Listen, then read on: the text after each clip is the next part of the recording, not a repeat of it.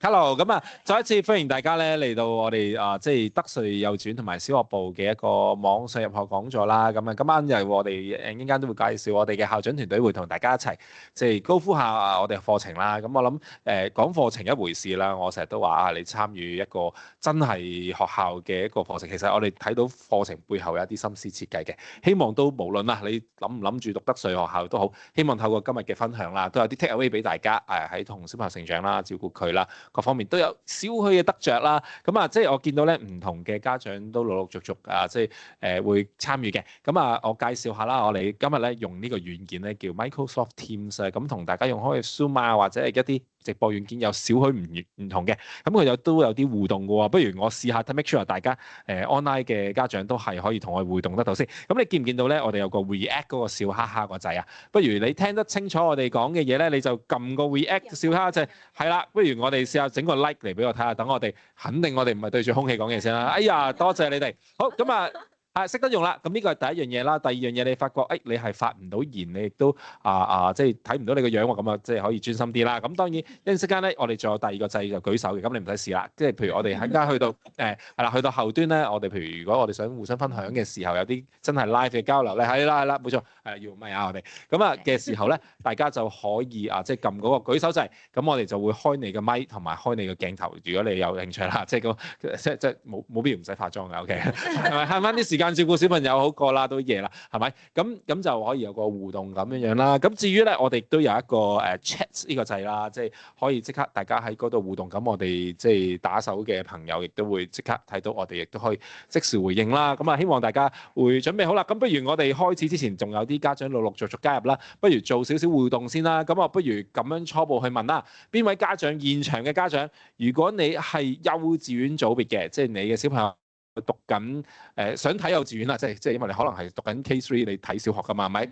你想睇多少少幼稚園，唔好話多少少嘅，我哋都平均分配嘅。雖然我哋唔係好長氣啊，OK，咁我哋想睇多少少幼稚園嘅資訊嘅，俾個手指公 like 俾我哋睇下先，有冇係想要多少少幼稚園資訊？哦，都有啊。好啦，咁如果你係想知道多少少小學嘅資訊咧，俾個笑哈哈我哋啊！有冇笑哈哈先？有笑哈哈喎，小學都有。好啦，咁啊呢個跟住下一個問題，邊個想知道多少入大學嘅資訊嘅？撳個心心嚟睇下。係啦，咁你就會話都有嗱，即係你明嘛？你即係而且個朱校長咁奇怪嘅，點解你會咁講嘅咧？咁陣間我都講多少少，即係希望即係我諗我哋係作為校長啦，陣間會介紹多自己少少。咁我哋自己都係一位家長嚟嘅，我諗我哋個。即係呢度坐低喺度咧，都有晒唔同嘅組別經歷晒升大學啊、DSE 啊、A Level 啊、小學啊、幼稚園啊，即係咁。咁我諗我哋都有啲唔係淨係即係成績上邊啦，有啲同小朋友唔同階段相處嘅一啲小嘅分享，希望都俾個 take away 大家啦。咁啊講咗好耐啦，咁啊亦都認識咗大家多少少啦。咁啊再一次介紹我哋團今日同大家分享係我哋係德萃幼稚園同埋小學部。今日嘅一個我哋聯合啦嘅一個線上入學講座，咁希望大家我哋通過唔同途徑啦，都俾你睇到我哋唔同嘅資訊，咁你可以親身嚟我哋唔同嘅開放日，亦都可以透過線上去了解我哋資訊嘅。咁我介紹我自己，我係小學部嘅總校長啦，咁亦都係幼稚園同埋小學同埋中學嘅發展總監，我係朱子穎校長啦。大家好，咁啊，譬如呢邊咁樣傳個咪介紹。咁咧，我幼稚園部啦，冼校長 Miss Hello。我係 Miss Krista 啦，羅校長，咁我係德萃幼稚園部嘅總校長，大家好。好，各位家長晚安啦，我係德萃小學校長，即係大埔校舍嘅校長，高校長。大家好，我係馮校長，係旺角校康斯德萃學校嘅校長。係啦，咁我同埋高校長咧，亦都係兩夫婦嚟。係啦，所以多謝你太太，即係因為咧佢哋兩個突然間坐下越嚟越近咁就話你啲同事安排嘅，我哋大家有個位嘅。係咪有隔開？所以即係咁啊，係因為佢哋剛巧咧就兩夫婦，咁啊好快介紹咗我哋喺個職場上邊我哋嘅崗位啦，我哋就係小學部同埋幼稚園部嘅唔同嘅校長團隊都喺度啦。咁但係咧，我跟住又想再傳個咪介紹第二次咯。咁你自己嘅小朋友又係即係走過咩路啊，或者喺邊度讀書啊？咁啊，我先講下我自己先啦。咁我自己嘅小朋友咧就由幼稚園就喺德萃幼稚園啦，跟住完成咗6年嘅德萃小學嘅課程啦。咁而家咧已經去到我哋德萃嘅中學部，已經讀到中2，即係我哋嘅 Grade 8啦咁樣。咁我嗰個係仔嚟嘅，有冇生仔嘅家長啊？係咪？又係要打個招呼先，係啦。睇下先得。點啊？OK 好。好，到我啦。咁就我加入德萃嘅時候咧，因為我仔仔女女咧就已經去到大個啦，中學啦。咁就佢哋雖然唔係德萃嘅，咁但係咧佢都有翻嚟做義工幫手嘅。咁樣係啊，summer camp 嘅時候翻嚟幫手做義工嘅。咁樣就仔仔咧就已經18歲啦，啱啱過生日，咁就準備入大學啦。咁就女女咧今年就中5嘅，咁就。我一仔一女嘅，咁我有咩問題都可以問我嘅。好，我係生女嘅朋友，係咁啊，我女女啦，咁啊都係佢喺 PN 嘅時候就加入我哋德萃幼稚園啦，咁啊一路完成咗一個幼稚園嘅課程，咁啊而家咧已經喺小學啦，咁喺我哋大埔校嘅小學嗰度9月份開始係 Grade 3啦已經。哇！Grade 3啦，咁大個。係啦，冇錯。咁我有2個小朋友啦，一仔一女嘅。咁啊有一陣間馮校長會講多少少女女。咁我先講阿仔啦，阿仔咧都係德萃嘅一份子嚟嘅。咁佢喺4年級嘅時候咧，就同我同埋爸爸同埋朱校長一齊加入德萃嘅，係啦。咁佢當時咧就係喺旺角校啦，咁然後咧就已經升咗去中學部啦，而家已經係一個 Grade 12嘅學生啦，係啦。今年完成埋咧就準備升大學㗎啦。啊，唔經唔覺睇住佢出世。係啦，朱校長睇住佢出世。咁細個嘅啫咩？咁啊，女女咧就已經咧即係20歲啦，大學3年級啦，係啦，大學3年級啦。咁啊佢係讀中文系啦，咁啊喺香港中文大學啦，咁啊好中意辯論啦。我自己咧就好多時咧，即係以前送女女翻學嘅時候咧，就都有同佢有傾一啲嘅心事啊，傾偈啊。咁啊即係今晚一陣間有機會咧都可以分享下，除咗係關於課程之外咧，又講下我哋啲育兒心得啊。女女咧雖然佢就太大個啦，冇即係加入唔到德萃大家庭，因為我哋啱啱即係最大嗰個 grade 都係畢業咗2屆啫，係啦。咁佢太大個，所以佢係讀一間女校嘅，佢係啦，即係喺九龍區嘅女校啊，係啦。咁佢經歷，所以我哋咧經歷過 DSE，亦都經歷過即係 IGCSE A level 啦，係啦。咁而女女而家咧都有翻嚟德萃度幫手，係啦，做辯論隊嘅導師，係啦。好嘅，咁啊好快我哋介紹咗啦。咁我諗啊，即係現場嗰陣，頭先我問得你哋啊，你哋想知道幼稚園定小學資訊，當然啦，顯然就係我哋作為父母，但係大家喺唔同嘅歷程階段啦。咁啊我唔敢話完全你哋要經歷嘅嘢，即係嗰啲咩叫佢沖涼，佢又走去刷牙；叫佢刷牙，佢又走去做功課啊；叫佢做功課又走去廁所啊，即係嗰啲咧，即係係咪？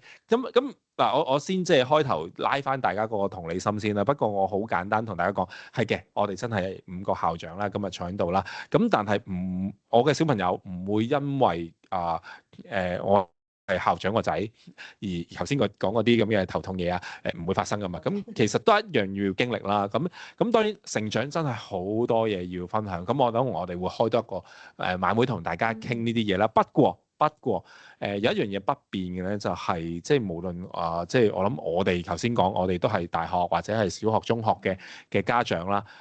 我諗同你係一模一樣嘅，就係因為我哋正正就係父同埋母呢個身份，而父母咧，我哋會有句説話係咁講噶，我哋愛我哋孩子。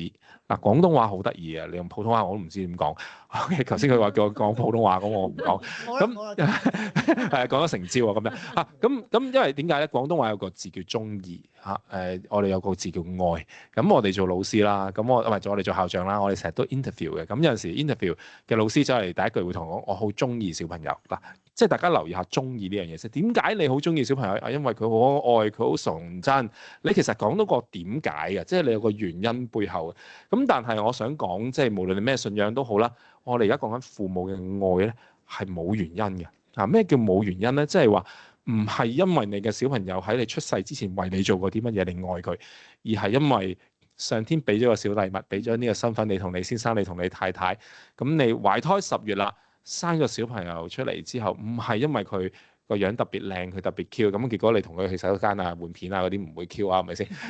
咁唔係因為佢做咗啲咩，我哋愛佢，因為我哋就係呢個父母嘅愛。呢個父母嘅愛有喺你哋幼兒啦，或者小學階段，同可能去到大個啦。我而家個仔高過我老婆好大嚿啊，又生鬚啊咁樣，咁即係冇咁 Q 嘅時候，咁係咪代表我唔愛佢咧？唔係，個愛咧係有好多陪佢一齊行唔同嘅歷程啊！你想講下生鬚啊嘛？係啊，因為呢句説話前兩日，因為放緊暑假啦，咁就帶佢哋去玩水上活動。咁因為你知18歲同15歲唔需要我 follow 佢哋去㗎啦嘛，咁佢哋自由去，咁啊唔見咗人啦，揾唔到咁樣，但係你就會唔覺得唔驚嘅。咁但係咧一眼就即係佢喺你要記住，我哋係去海洋公園嗰啲咁樣，佢喺對面山嗰度排緊隊，咁就咦哥哥妹妹喺嗰度咯。啊你估佢哋望唔望到？佢個眼望呢邊，跟住我帶佢去喺我哋嘅心目中，我哋永遠望到我哋嘅仔女嘅。係。佢哋就永遠望唔到我哋。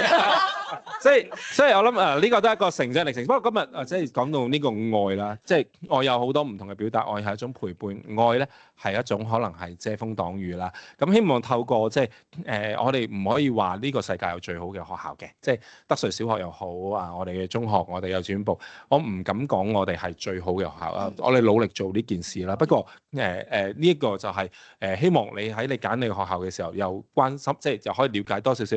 我哋選擇我哋課程，揀我哋嘅學制，揀我哋學校嘅時候，你感唔感受得到啊？你將你最愛嘅孩子交託俾啊，呢啲就係小學校長啦，係咪？呢啲就係幼稚園校長啦，呢啲就係要幫手嘅人啦。咁我覺得呢一份嘅了解，呢份嘅關懷，希望就藉着我咁樣噏咗11分鐘咁希望大家即係多一份嘅理解。即係我諗好多學校都淨係講課程啦，講所有嘢。咁我諗呢個半鐘啦，我哋都會從呢個嘅感覺，呢個咁嘅向度去同大家分享我哋對辦學嗰個諗法啦，好嘛？唔該 Chris。咁我哋馬上開始咧，即係我諗我哋會分即係好快介紹下我哋學校先啦。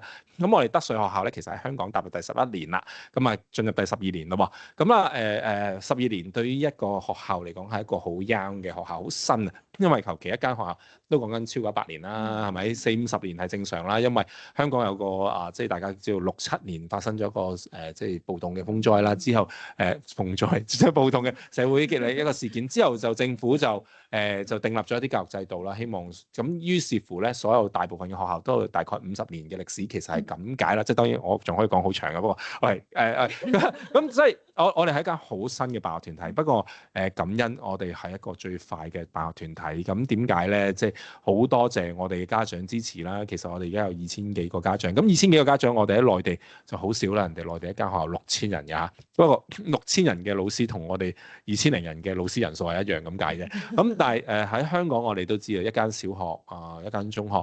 大嘅咪800人係咪？一般嚟講500-600人啦。咁我哋2000零人話大唔大啦？又唔敢話大嘅，不過話細肯定唔細。咁介紹下我哋機構先。咁我哋機構而家有營運緊7間學校啦。咁包括幼稚園部嘅，不如等Chris 介紹下。好，咁我哋幼稚園部啦，就有2個校舍啦。咁啊，分別咧位於九龍區咧，就喺紅磡嗰度，我哋會有一個比較大少少嘅校舍啦。咁一共有3層啊。咁如果都好希望嚟緊，因為我哋都會有 open day 啊，各樣咁家長都好歡迎嚟到，可以同我哋一齊參觀啦，又可以進行一啲唔同嘅活動咁樣嘅。咁另外一個校舍咧就位於新界區嘅馬鞍山啦。咁啊喺個商場裏邊嘅，咁咧就我哋喺正咧喺個商場嘅1樓位置，所以係非常之交通嚟講係非常之方便嘅一個地點咁樣啦。即係唔使搭車由地下搭車上。唔使嘅，有電梯嘅。扶手梯就得啦。OK， 好，唔好講無謂嘢。好，咁啊，不如介紹下我哋小學部2間校舍啊。係啦，咁我哋小學部咧有2間校舍咧，一間就係我哋現在身處嘅大埔校舍啦。咁呢度係咩地方啊？係啦，我哋而家咧喺個 library 見唔見到後面有好多書喺度咧？隻蚊都嚟睇書啊！啲細蚊仔啫。係啦，咁由於我哋即係位於新界地域啦，咁樣所以即係戶外嘅位置係比較多少少嘅。係啦，咁另外一個校舍咧就喺我哋嘅九龍區喎。咁啊喺旺角咧，亦都喺一個中心嘅位置啦。無論你係地鐵或者係巴士，或者係咧自己揸車咧，都非常之方便㗎。好，咁啊，我又介紹下啦。如果大家認識我哋德萃學校，就成日都聽我哋有3間小學嘅喎。其實我哋真係有3間小學嘅，咁就係鑽石山學校啦。不過喺呢個圖裏邊咧，我標示咧，佢就去咗一個中學嗰個擺位，因為咧的而且確咧真係我哋應該介紹多少少我哋中學嗰個發展咧，係比我哋幼稚園同埋小學更加需求大，因為我哋一路以嚟咧都係有3間小學啦，咁我哋畢業生咧真係去到240幾位啦，咁結果係點咧？我哋中學載唔晒，咁所以我哋都喺個整個發展嘅規劃裏邊咧，需要進出一啲平衡嘅修訂啦。咁所以我哋而家就2間幼稚園、2間小學就會升讀去邊度咧？咁啊介紹下我哋中學部啦。中學部咧基本上咧，我哋一陣間都會講多少少啦。Grade 1Grade 8去到 Grade 7 Grade 7去到我講緊咩啊？ 12，係咩？你講咗 Grade 8哦，係咩？係總之就初中階段啦，就考 GCSE 之前咧，我哋就會喺大埔呢個校舍裏邊 Grade 讀 7書 to 係啦。 Grade 8。咁然之後咧，我哋一陣間都會講多少少，我哋嘅小朋友咧就會有考完 IGCSE 啦，跟住作出兩個選擇，就係選擇讀 IB 呢個課程升大學啊，定讀 A Level 呢個課程升大學。咁咧，如果你選讀 A Level 嘅話，就要轉去另一間專係為考 A Level 而設嘅一間 Sixth Form 嘅學校啦，就喺鑽石山學校咁樣嘅。咁你見到啦，仲有一間學校喺深圳喎，係咪又都完全唔關大家事咧？又唔係喎，真係多個選擇。咁我哋有一間住宿嘅學校，嗱呢間港人子弟學校嚟嘅。咩叫住宿學校咧？即係簡單嚟講，你星期一到星期五咧，你嘅小朋友會喺學校裏邊起床啦，跟住就翻學啦，然之後就放學嘅時候咧，就喺翻校園裏邊進行活動啦，跟住就會喺嗰度即係一齊瞓埋，即唔係瞓翻宿舍梳洗，然之後就有一個寄宿嘅生活，亦即係等我哋用嘅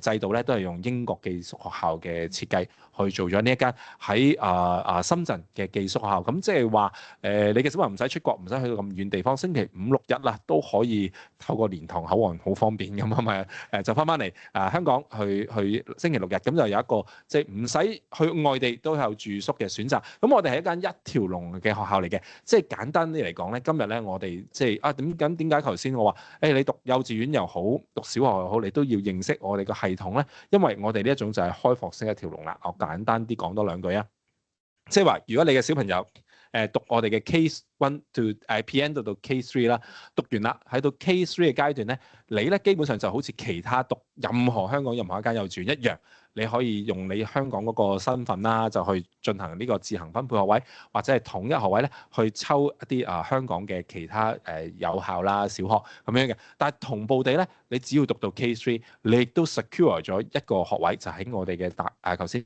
旺角或者係大埔學校讀我哋小一嘅咯。咁即係乜嘢咧？你有冇啲朋友咧，即係9月10月啊，就話哇，我逢星期六 in 咗20間學校啊，咁樣跟住好失望啊，好緊張啊，唔知買咩氹佢啊，咁樣希望佢考到噶嘛。咁你其實就係驚考唔到。咁但係我哋嘅狀態係點咧？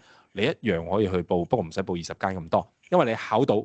等你感恩咯，你咪諗下去唔去嗰間學校好？定咪如果萬一啦，即係你都會明白㗎啦，即係我哋啲 BB 會點啊？肚屙、嘔奶、消化不良，亦都會 interview 之前感冒傷風、神經緊張㗎嘛，係咪？咁你都唔使擔心，因為點解咧？一條龍就係幫你有一個咁嘅安心啦，即係你出去又得，留低亦都可以嘅。咁但係咧，我呢度講多少少下一個資訊俾大家諗咯，因為你 K3 升小一咧。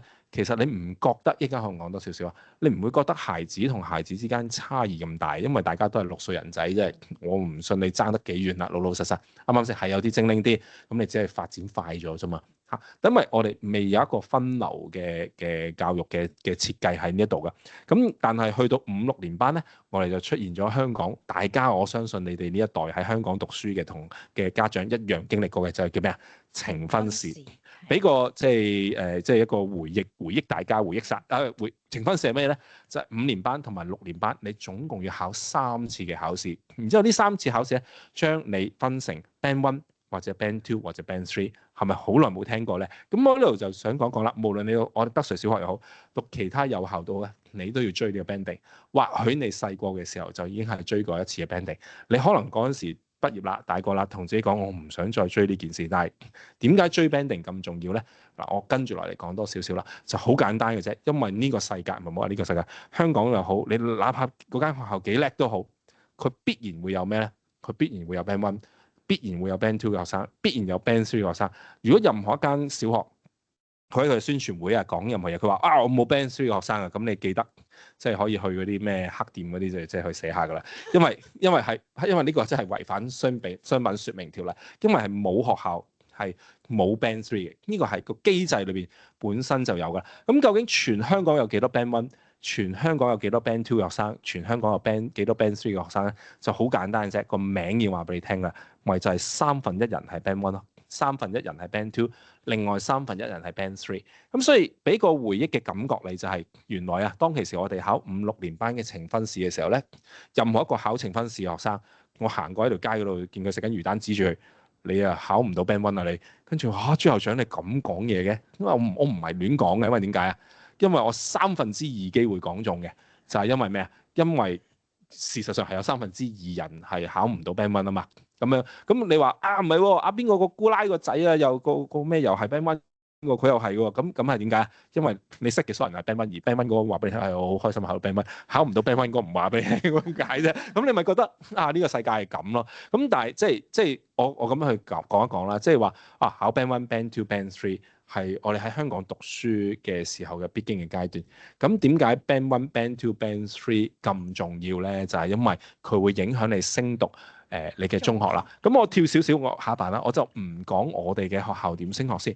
俾多少少資訊你，因為再下一版啦，因為大部分香港嘅人咧都知道有呈分試㗎啦，下一版唔該。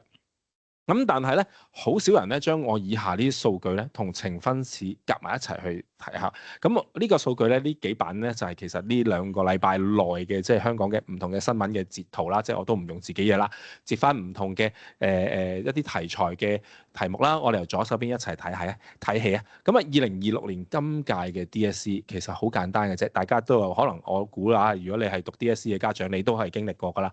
究竟332呢個入大學嘅要求，今年100個人即係整體15萬15000個考生去考，咁究竟唔係15000係45000幾個學生考，有幾多人係達到332？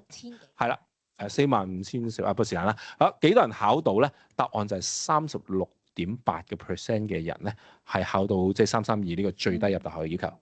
嗱呢個可能大家都會知，但係我今日想俾個諗法大家啊，即係你試下將頭先Band One、Band Two、Band Three 嗰個思維同呢樣嘢組合嚟睇啊，即係話如果呢個係假設嘅啫，容易啲嚟理解。假設㗎，講明你唔好已經 call 我話我作咁樣，我假設嘅啫。假設如果你喺一個呈分試裏邊已經考到 Band One 啦，即係最叻嗰33個人啦，100個人裏邊，咁假設呢6年嘅小學嘅中學嘅成長完全一樣，咁你去到 DSE 嘅時候係咪啊？原來咧，你係最叻嗰33%，你咪會合格咯。OK，咁去理解啦。嗱，即係呢個假設咁去邏輯上去理解啫。咁個問題就係咁 Band Two 咧，係嘛？即係你 Band One 33個人應用咗36個人嗰個合格嗰個名額，你用咗33啦。咁 Band Two 同 Band Three 又能夠攞到332嘅數字有幾多咧？嗱，咁呢個係第一個組合起上嚟俾大家睇嘅一個圖啦。咁樣，咁我哋睇下中間嘅圖，因為你係攞到332 A33呢個數字之後，係咪代表你就有我哋嘅大學嘅聯招嘅學位咧？咁樣，咁呢個亦都係一個客觀嘅啱啱嘅數據啦。就係今年我哋嘅取錄率係好難讀嘅呢個係，OK， 咁就係33.7%，咁即係話36個人咧，多啲嗰個人咧，其實最後都係得33個人，有3個人咧，就算你合格咧，都對唔住你考唔到呢一個大學學位嘅要求。咁當然啦，咁最後即係如果你亦都可以用邏輯去分析一下，就係哇點解會咁嘅咧？咁當然大家都唔會唔知道啦。即係你見到嗰個人口趨勢由當其時58000人的，而且確係個 baby boom 嘅時間，一路去人口下跌啦。咁疫情之後，咁我哋有新嘅政府嘅一啲移民嘅政策，吸引一啲學生嚟香港讀大學啦，等等。所有嘢係極速地將呢一個嘅考生由上一年係43000個考生，今年去推到上45000幾嘅考生啊！咁呢個亦都係一個鐵一般嘅事實，即係乜嘢咧？即係各位我哋翻去前一版啊嘛，好簡單嘅啫。上一版唔該嗱，停呢度得啦。OK。嗱，無論你讀德萃小學又好啦，有機會啦嚇，即係你讀德萃幼稚園，好大機會讀德萃小學啦。或者你唔係喎，朱校長，我試下出邊幼稚園先，我考到出邊 Band One 都好啦。即係你唔係出邊嘅小學都好啦，你去到5、6年班呈分試，你必須要面對人生嘅第一關就係咩咧？考呈分試，你考到 Band One 嘛，考到 Band Two 嘛，考到 Band Three 嘛，呢個實際數字。當你考到 Band One 嘅時候，係咪代表咁我就可以非常舒服咧？咁當然唔係啦。你拎住喺全港33% 喺你6年班，你要去到乜嘢啊？與現在嘅數據，去到中六 DSE 一個考試裏邊，你要 make sure 你仲要係投嗰33.7% 咧，你先至係去到大學位。咁即係乜嘢咧？咁即係當然呢個係頭先有個假設，就係完全冇人進出嗰個成績啦。咁但係事實上我哋都知道，一個 Band One 好出名嘅中學，而家入大學率大概6至7成已經好勁嘅學校啦。咁你再計翻條數，咁 Band Two 又有一啲學生入啦，咁 Band Three 究竟有冇人去到我哋嘅大學㗎咁樣樣？咁唔介意咁樣講啦，即係客觀，即係你自己去睇翻資料啦。譬如一間 Band Three 嘅中學，咁佢150個學生好多㗎啦，OK，咁佢畢業，咁佢大概可能1至2個學額，咁已經係佢會貼咗出嚟嗰個大 banner 嗰度。咁呢個就係客觀嘅現實。咁有啲人就話啦，哇，朱校長我咁聽完。咁我哋其實同我哋細個讀書學能測驗啊，可能佢哋冇呢啲，我哋啲學能測驗呢啲年紀啊，哇，一樣係咁金字塔式嘅咩？咁捲嘅咩？咁又話 happy learning 嘅，又話求學不是求分數嘅。咁即係當然今日我哋會講多少少，就係求學一定不只是求分數啦。即係小朋友成長，未來 AI 點樣衝擊係咪啊？呢個世界點去經歷一定會有嘅。不過今日講多少少，如果你要選擇讓你嘅孩子入大學係其中一個學習目標嘅話咧，應該錯不了嚇。咁所以呢一度咁我哋就開始講啦，即係話各位，我哋係唔係代表我哋今日喺小學同幼稚園嘅階段就會準備我哋小朋友進入嗰33.7嘅世界啦？即係又唔計咁講，好多家長33.7入到一個香港嘅大學位啦，但係你心裏邊都想多少少嘅。例如會唔會可以香港大學啊？會唔會中文大學啊？會唔會科技大學啊？係咪啊？會唔會醫學院啊？等等。咁嗱，都係嗰句，嗰個下一個門檻，今日唔講太多啦。嗰個叫咩啊？中英文起碼5星星先講嘢啦。5星星中文、英文兩科加埋，其實都係1點幾個%嘅細路仔嘅啫。即係咁講啊。究竟係咪我哋想講落去，即係再定義翻一陣間交俾佢哋講嘅題先啦？我哋係咪想講到就係話我哋喺幼稚園同埋小學已經 make sure 你小朋友係33點幾個%去成功，1點幾嘅成功嘅咧？咁我哋就想講啦，其實唔使一定係咁嘅。咁呢個都係解釋多一次。今日大家聽緊我哋德萃幼稚園同埋小學同埋中學，點解我哋係一個喺10年就發展咁快嘅學校，咁多家長支持我哋咧？即係我知道嘅。咁你上網有啲評論區就話佢哋唔識讀書㗎，第時放榜就知啊，即係咁嗰啲咁嘢啦。咁但係因為其實係好多係來自於資訊上嘅唔清楚，咁所以我講多少少就係冇錯，你 DSE 升大學33.7% 就係客觀嘅數字。咁我介紹2個我哋升學嘅方法，一個就係 IBDP， 一個係 A Level。咁呢個係我哋2個都嘅升學嘅方法嘅。咁先跳一跳先啦，講下香港平均數字好嘛？咁香港平均數字大家都好中意，家長好喜歡嘅就係 IBDP 啦。咁平均香港嘅數字，如果通過 IBDP 升到大學嘅機率係幾多咧？係85%各位。咁你家長聽到呢度做咩啊？DSE 係33.7，IBDP 係85%，咁你冇聽錯，係冇錯。咁第2個我哋提供嘅考試方法係 A Level。咁 A Level 升大學嘅方法即係用呢個方法係香港平均係幾多入到大學咧？答案係70幾%，挨近75咁上下啦。咁你話一個 DSE 33.7，一個 IBDP 係85，一個 A Level 係70幾咁樣。好啦，咁幼稚園減數題。家長你會揀邊個咧？即係33% 機會係咪？80機會定即係70幾機會咧？嗱，單從呢度你哋都會撇除咗讀 DSE 噶啦，即係你就會即刻我咁樣讀 IB 啦，IB 正咁樣。咁但係訪問下先，阿馮哲即係你哋個細仔係讀緊咩？係我哋個仔咧就係讀緊 A level。係佢 IGCSE 7個 A 星嘅喎。係啦，冇錯。咁呢個點解佢會有呢個選擇咧？其實我諗 IB 咧係一個家長。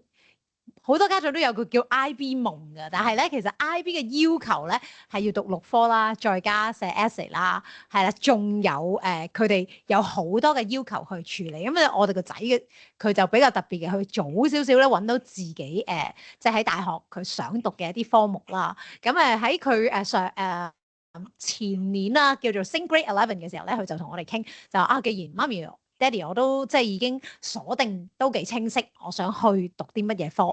咁如果我讀 A level 咧，其實我 focus 咧係4科。咁其實一般咧3科就已經可以㗎啦，係啦。不過佢 target 4科啦，係啦。咁但係如果我揀讀 IB，可能我都要包含呢啲嘅科目，但係我仲要 on top 加多2科，咁點解我唔集中啲將個時間睇4科咧？咁樣咁 that's why 最後佢就揀讀咗 A level。冇錯啦，咁所以頭先高校長都講啦，其實 IB 同 A level 咧都係另一個香港好多家長都會選擇用呢個方法升大學嘅。咁香港平均頭先講8成定7成啦。至於點解咧？一陣間講多少少。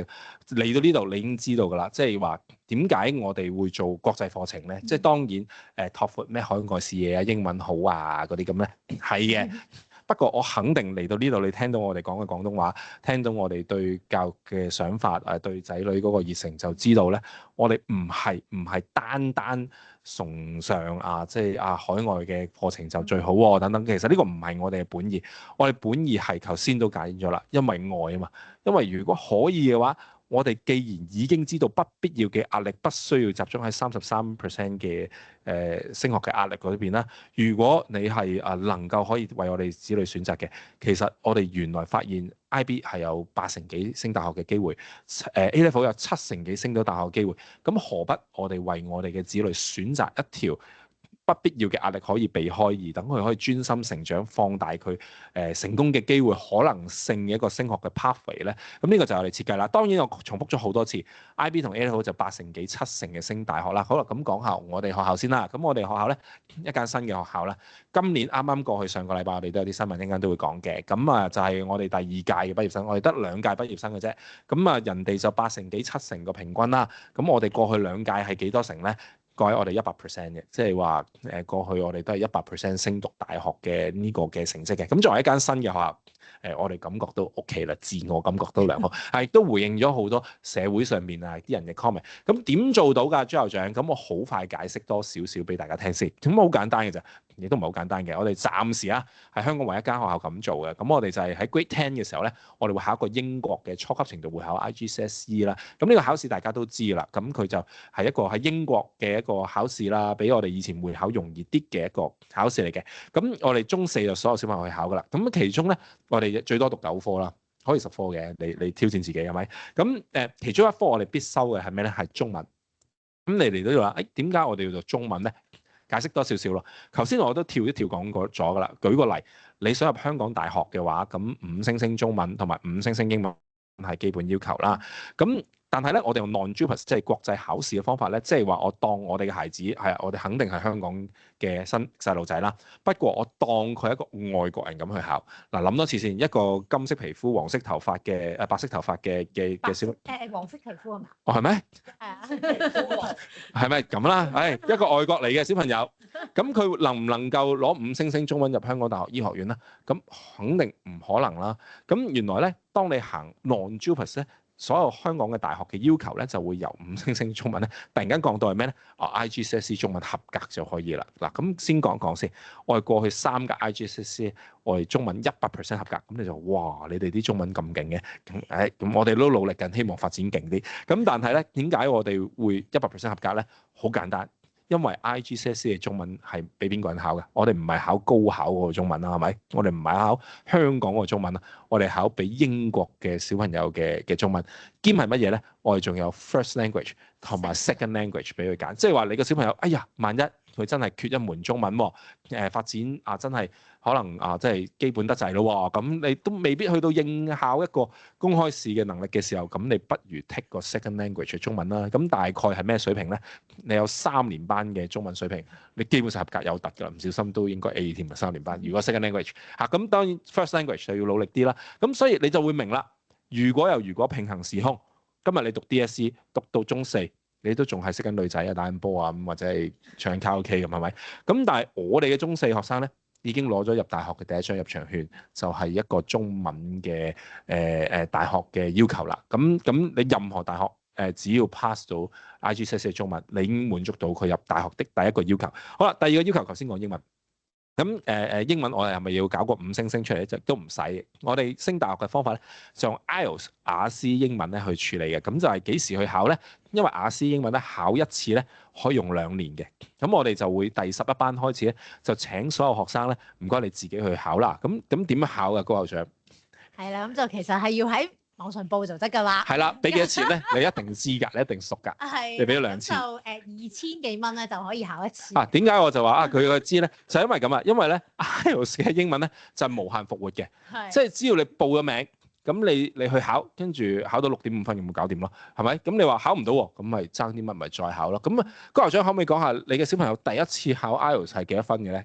佢係7.5。嗱，我先解釋一少少先。第11班第一次去考7.5分係咩概念咧？首先就係Rio 啦，就係本身由我哋小學上啦，咁樣去讀埋我哋中學部啦，咁學嘅呢個英文，你應該冇補英文啦，係咪？係啦，我哋大部分學生係唔會補英文嘅，因為英文本身足夠晒啦，咁啊多數補中文嘅啫。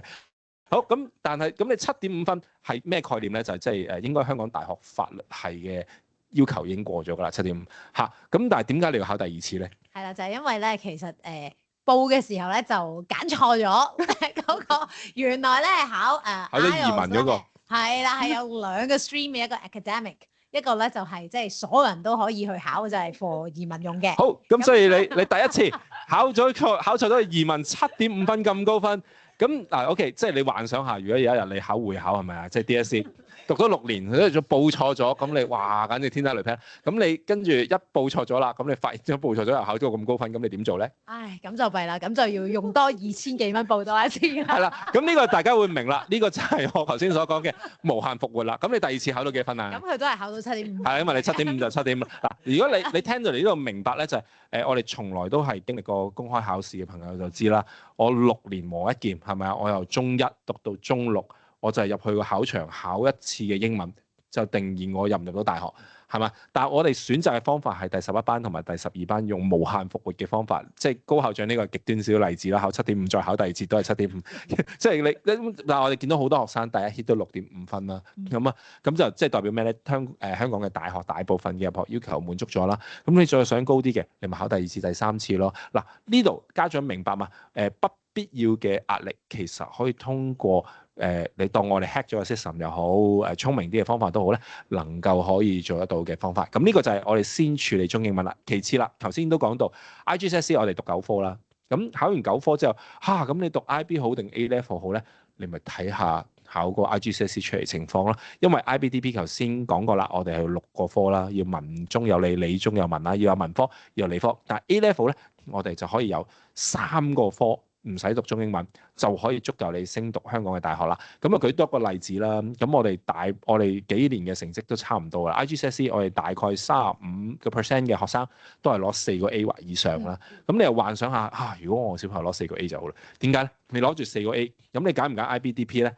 睇你諗啦，你仲要求高。不過事實上我哋都會鼓勵家長 IBDP， 我覺得張校長講嘅嚇，咁佢話大概你humanity 係 A 星啦，加埋你起碼有6個 A 左右啦，加埋你IGCSE 你英文最好考到7分 IELTS 你先考慮啦。咁所以一個極高要求嘅一個考試嚟。咁所以頭先講過啦，佢85% 入大學係有原因，因為佢要求好高嚇。OK， 呢個第一樣嘢。咁第二啦 A level 啦，頭先講過，如果你拎住4個 A，咁你真係可以何不妨揀 A level，因為 A level 頭先講啦，係揀3個科就可以啦。如果你喺4個 A 裏邊揀到3個你小朋友最有信心嘅，嗱點都有壓力㗎啦。不過你2年之內唔使好似我哋細個讀書又要補中文又補英文又補數學，哇仲要讀文科理科咁樣。咁而家你淨係集中3科去處理就可以啦。另外最後啦，好多家長都會問，你點解你哋要整一間學校淨係考 A level 嘅咧？咁因為好簡單嘅啫，人哋嘅 A level 咧，或者我哋細個 A level 係咁讀㗎。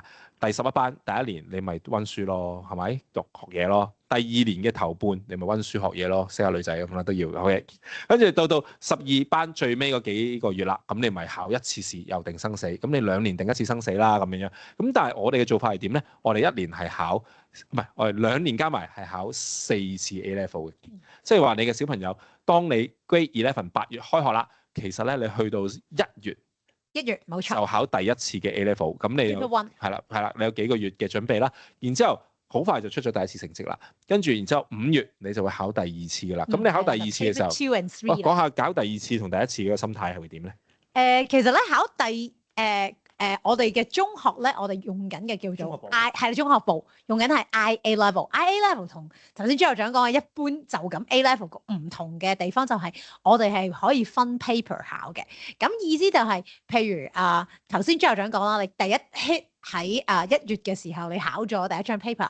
如果你覺得嗰、個分數或者個 grade 係你未係最滿意嘅話咧，當你考第二次即係5月嘅試嘅時候咧，其實你係可以 retake 一啲你覺得可以再 achieve further 嘅 paper，咁就即係代表你有第二次機會，你可以去再做好啲嗰張 paper 啦。咁所以我哋細個嘅時候咧，考 A level，我一次考到入大學，你真係叻。咁有啲人真係要需要2次，咁但係我哋 default 係4次。你有4次機會考大學。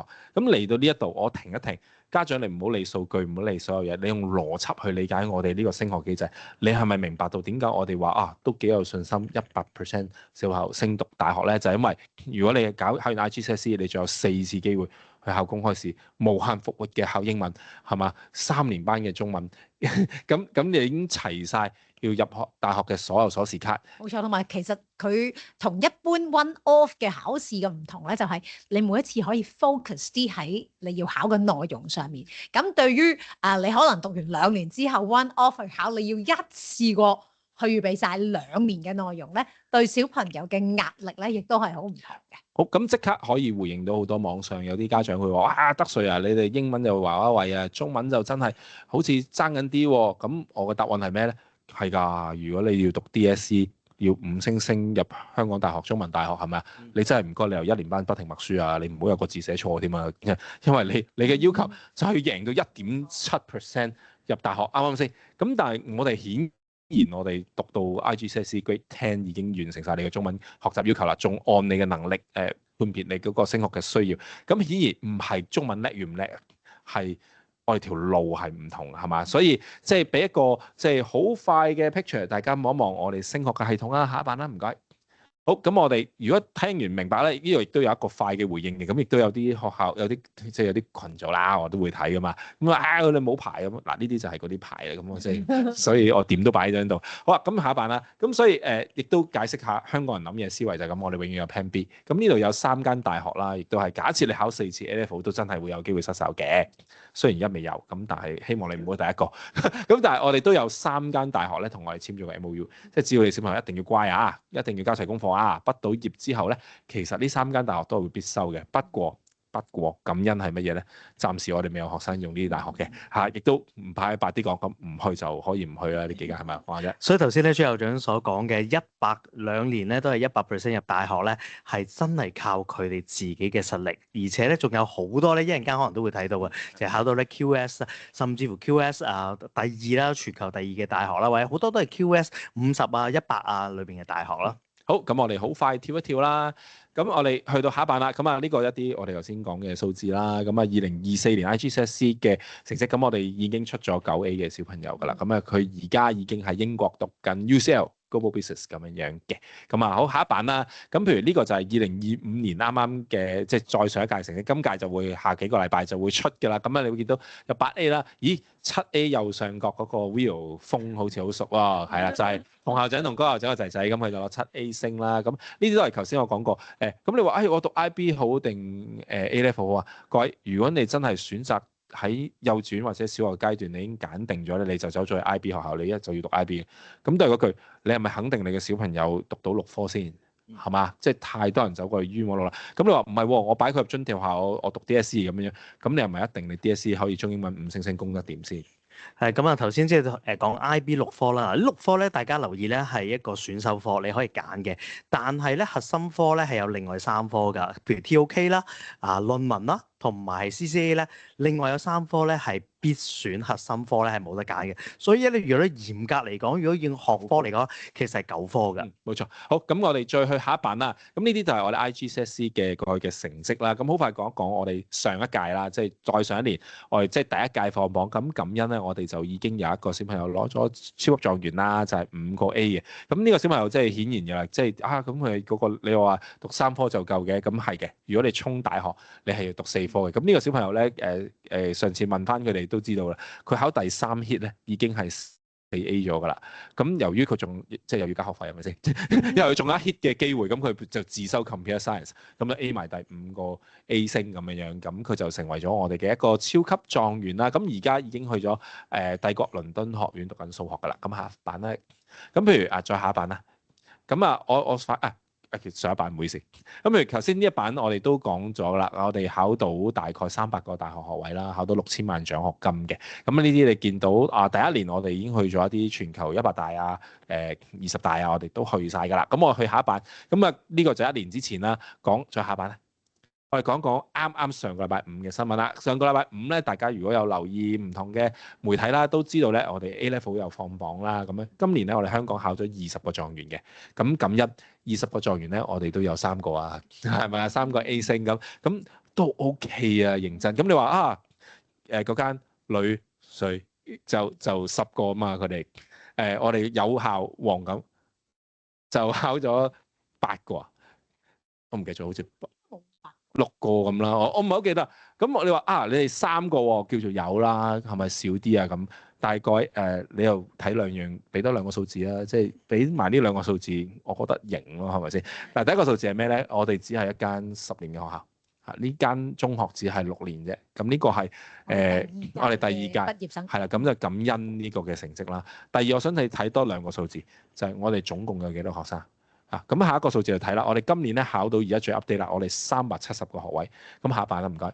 咁因為頭先講女稅佢哋百幾年係嘛，佢哋幾百個小朋友考 A level，佢哋有10個狀元，咁係真係好出色，真係好輝咁啦，係咪？佢哋都有60個畢業生。係嘛？咁即係個份額係多，同埋佢哋發展年期15年定20年，我唔記得咗啦。咁但係我哋一間咁短嘅學校，我哋今年係得幾多個學生？我得36個學生，咁就喺晒度㗎啦，你數到㗎啦。咁我哋就有3個已經係狀元嘅分數。咁另外呢個未夠頭先個 update 啦，我哋考到係370個學位。咁咩概念咧？係30幾個同學考370個學位嘅原因係乜嘢咧？好簡單嘅啫。頭先4A 嘅小朋友當佢係去咗 UCL 先啦，咁 UCL 或者係帝國倫敦先啦，咁佢係全球全球第對唔住 QS 全球第2嘅大學，咁你全球第2嘅大學收咗個小朋友啦，咁你估香港大學啊、浸會大學即係中文大學收唔收咧？全部都收，咁所以我哋個 offer 數字就會多啦。咁呢個係第一，所以我哋今年考到370個學位。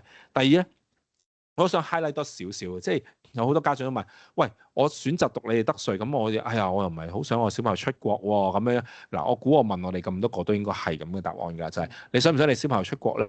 咁其實你問我老老實實，我梗係想阿仔喺身邊啊，冇乜特別，啱唔啱先？不過幾時會考到出國咧？我諗2樣嘢，一就係如果佢考到海外嘅大學嘅排名，比我喺香港考到排名還要高嘅話咧，咁呢個係我會第一個考慮。咁我就會即刻點啊？要賣樓啦，係咪賣緊啲美債咁啦？我唔知啊，美光放晒佢咁嘅，你自己諗掂佢啦。OK，咁係咪啊？你都要儲錢啦，啱唔啱先？咁第二個就係乜嘢咧？啱啱想講啊，就係一個孝順嘅行為啦，就係考到獎學金。咁我哋今年考到6000零萬嘅獎學金啦。咁係咩概念咧？就係我哋有一半有1/3嘅學生係考到一個半費啦，甚至乎全費嘅獎學金，你就係俾機票就可以啦。咁機票都貴，不過都 OK 啦，係咪先？咁呢個係咪一個孝順嘅升學咧？即係咁。咁我諗我好快即係通過啱啱呢個解釋中學部嘅資訊啦，俾大家知道其實咧頭先咪一開手問大家，你想聽小學定幼稚園嘅？咁而家就會講小學幼稚園，但係咧，我想開咗個頭就俾你知道，就係啊，當點解一陣間我哋幼稚園團隊，我哋嘅小學團隊點解可以講咁多體驗嘅學習嘅咧？點解可以好多學校佢講愉快學習，好多學校講體驗，不過最後你呈分試係點啊？你 DSE 考成點啊？你都一定係有一個框架框住咗。咁所以我點解用咗48分鐘嚟講一個咁重要嘅信息咧？就因為我想俾大家知道，就係因為我哋嘅前設係一個完全唔同嘅設定裏邊開始，我哋認為點樣去用我哋嘅愛，用你嘅愛去讓小朋友成長，好嘛？咁我將個時間交俾幼轉部嘅團隊。好好好，咁我哋咧跟住就事不宜遲啦，開始都介紹下我哋幼稚園部啦。咁我哋會先從我哋嘅課程開始啊，咁去讓到大家可以了解多少少我哋喺學校啦。特別我諗在於即係如果想了解幼稚園嘅家長，都會好想知道其實真係小朋友每一日返到學校，其實到底佢哋會做啲乜嘢啦，係每一日嘅活動嘅安排啦，或者係時間表又會係點樣啦。咁我哋不如先了解下我哋嘅課程一個框架先啦。咁會見到其實我哋都有一個着重點，咁就係學生嘅語文啦同埋語言嘅發展。咁所以整個 upper structure 即係上半部分，你家長都會見到其實都係集中係講緊一啲語文同埋語言發展嘅部分啦，包括咗英文裏邊嘅 phonics 啦，同埋我哋都好注重詞彙量嘅發展啦。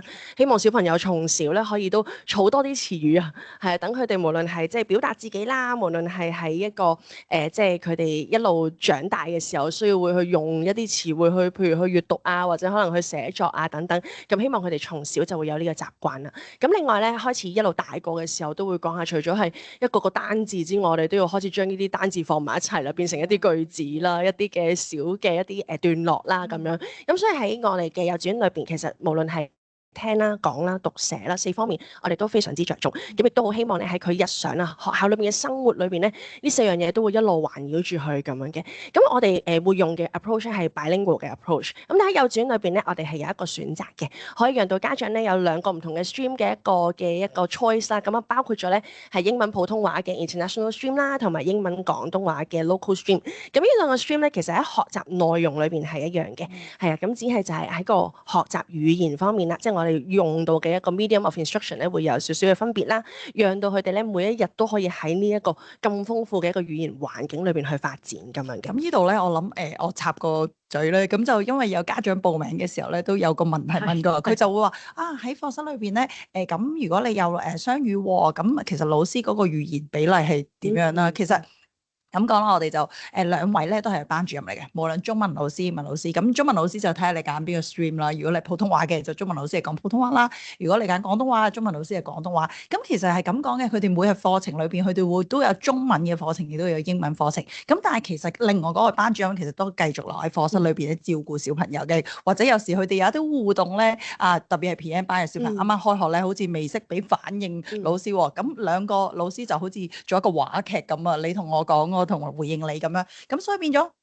佢哋嗰個語言咧，可以咁講啦，一半一半啦。譬如茶點時間啦，或者我哋 play area 時間啊、體能時間，其實2位老師都會同小朋友交流有互動嘅。咁當你個小朋友同英文老師交流緊嘅時候，佢就講英語啦；當佢同中文老師交流緊咧，佢就講廣東話或者普通話啦。咁所以其實佢哋每一日佢在學校裏邊嘅課程，其實佢哋嘅比例，我哋可以咁講一半一半，真係50-50。但係佢嗰個時間就係在乎於佢同邊個老師。譬如如果去洗手間，其實中文老師、英文老師，如果中文老師 lead 住佢哋嘅，咪唱中文歌咯。咁如果英文老師 lead 住就唱英文歌啦咁。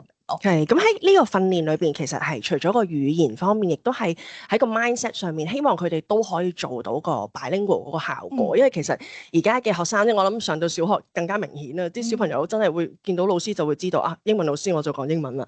係啊，佢哋遇到中文堂嘅時候，或者常識科嘅時候就會講普通話。其實佢哋轉得好快，即係我自己女好明顯嘅，佢翻到屋企，即係佢知道公公婆婆係講中文，所以佢會將學校所有英文嘅嘢轉晒做中文咁樣。係啊，咁佢哋會慢慢從小就會有呢一個習慣，而都讓到佢哋喺個思維嘅時候，譬如好似你以後會講嘅一啲 key domains 啦，譬如好似數學啊、科學啊等等嘅學習裏面咧，我哋都會見到就係佢哋學嘅時候，佢哋會用英文嘅一個 medium of instruction 啦，但係其實喺佢腦裏邊，到底佢係用緊中文去思考、英文去思考，咁就好睇佢當時所遇到嘅一個 context。咁呢個都係我哋希望 bilingual 嗰個訓練可以訓練到，除咗語言方面，亦都係個思維方面嘅一個訓練㗎。咁當中咧，頭先都有講過其他嘅 key domains 啦，包括咗非常之重要嘅學前數啦，係我哋嘅科學啦、sensory 啦、大小肌肉啦，喺佢哋呢個年紀，我哋特別着重，因為其實去到大個嘅時候，我哋成日都講執筆寫字，但係其實執筆寫字之前，佢哋有好多唔同嘅 task 都需要去處理啦。咁另外係 moral education 呢個都係我哋學校啦，十分之着重啦，喺我哋嘅校訓裏邊都會見到啦。咁呢樣嘢亦都會一路去到小學，亦都會繼續去延伸，繼續去有呢一個學習咁樣。咁另外咧，仲會係有一啲音樂啦、美藝嘅一啲訓練啦咁樣嘅。咁跟住落嚟，我哋好快咁去睇一睇啦，我哋嘅時間表嗰個設置啦。咁啊，讓到家長可以了解多少少，咦頭先整個課程裏邊咁多嘅一啲內容啦，咁多嘅一啲細節，我哋到底喺每一日裏邊，我哋點樣呈現俾小朋友佢哋嘅學習或者佢哋日常嘅生活，到底係點樣喺學校裏邊去過嘅咧？特別係即係我相信好多家長小朋友未開學，其實心裏邊都有好多嘅幻想啊，係啊，到底呢3個半鐘，其實我個小朋友係咪淨係坐喺度嘅咧？會唔會飲水嘅咧？會唔會叫老師嘅咧？有需要嘅時候會唔會講嘅咧？咁樣，咁我哋先講講我哋嘅時間表啦。咁我哋咧有分上晝班同埋下晝班。咁上晝班嘅時間，我哋係9點鐘開始正式上課啦。下晝班就係1點半嘅時間就會正式上課。咁但係喺個時間表裏邊，家長會見到其實我哋早半個鐘頭咧，學校嘅大門就已經打開嘅啦。係啊，讓到小朋友可以早少少翻到嚟咧，去同老師啦，同佢哋嘅同學仔咧一齊去進行一啲嘅小互動啦。係啊，同埋咧我哋都會有一啲 enhancement 嘅活動俾到佢哋，可以喺呢半個小時裏邊咧可以去享受。咁所以咧有啲小朋友就會，我都早到起身㗎喎，咁咪早啲翻嚟玩咯。係啦，有啲就唔係，我真係想瞓多個半個鐘頭嘅，咁你可以9點前翻到嚟學校就可以啦。咁樣，咁跟住落嚟咧，我哋會做啲乜嘢嘅咧？學校裏邊，哇！我哋跟住咧就好精彩啦。咁我哋每一日咧都有好多頭先講過提及過啦，中文老師、英文老師咧，佢哋都會有啲 circle time 啦。咁其實就配合翻我哋嘅主題嘅。咁我哋小朋友本身我哋幼稚園咧，我哋都係以唔同嘅 topic 啦。咁我哋大概可能四個星期為一個主題啦。咁我哋譬如啱啱開學，可能都係圍繞住學校啦。咁啊家長都可能有時會問下，咦？咁學校4級嘅小朋友都學校，其實咧我哋叫螺旋式嘅學習啊，因為咧可能PM 班嘅小朋友咧，佢哋比較細個，比較自我，佢淨係會幻想身邊嘅嘢啊，或者觀察周遭嘅嘢。咁可能佢哋會環繞就譬如照顧佢嘅 auntie 啦，譬如老師啦咁樣。咁但係慢慢去到 K3 嘅小朋友咧，可能佢除咗認識校長之後，開始佢哋會幻想校長究竟做咩嘅咧？佢咪淨係對住部電腦嘅啫咁樣。咁我哋都可能有多啲活動讓佢知道嘅。咁可能呢個主題時間咧，老師就會帶出一啲唔同嘅學習俾佢，咁讓佢知道啊，我原來咧身邊啊唔同主題會係點樣，佢亦都有啲分享時間嘅，咁所以變咗咧，我哋每一日都有呢個主題時間。中文老師有，英文老師都有嘅咁樣。咁另外咧就係我哋亦都會咧，可能有一啲我哋叫做learning activities 啦。咁我哋變咗咧，每一日咧就20至30分鐘嘅時間咧。咁其實呢個時間咧，嗱老師家長都會睇到啦。其實我哋叫分組時間啦。咁小朋友其實佢呢個時間咧係可以自由自主去學習，因應自己嘅喜好啦，佢編排啦，讓小朋友自己去一個每個課室嘅區域咧就進行活動。咁其實老師嘅設置咧就係話，譬如好似佢哋會有一啲我諗可能一啲 art 啦，或者一啲教具活動啦，或者一啲 sensory 啦，或者一啲我哋叫做功課啦，譬如佢哋 K2 K3 可能會起下字頭啊嗰啲，咁亦都有啲我哋叫做 library corner，咁佢哋可以睇圖書，咁小朋友就會喺嗰個時間裏邊咧，佢自己去分配自己想做邊啲咩活動先。當然啦，可能家長會覺得 PM 班嘅小朋友識唔識嘅？咁當然開頭啱啱學習嘅時候，老師都會帶領佢嘅，因為佢2位班主任都會喺個課室裏邊同佢共同去做嘅。咁呢個時間就讓小朋友咧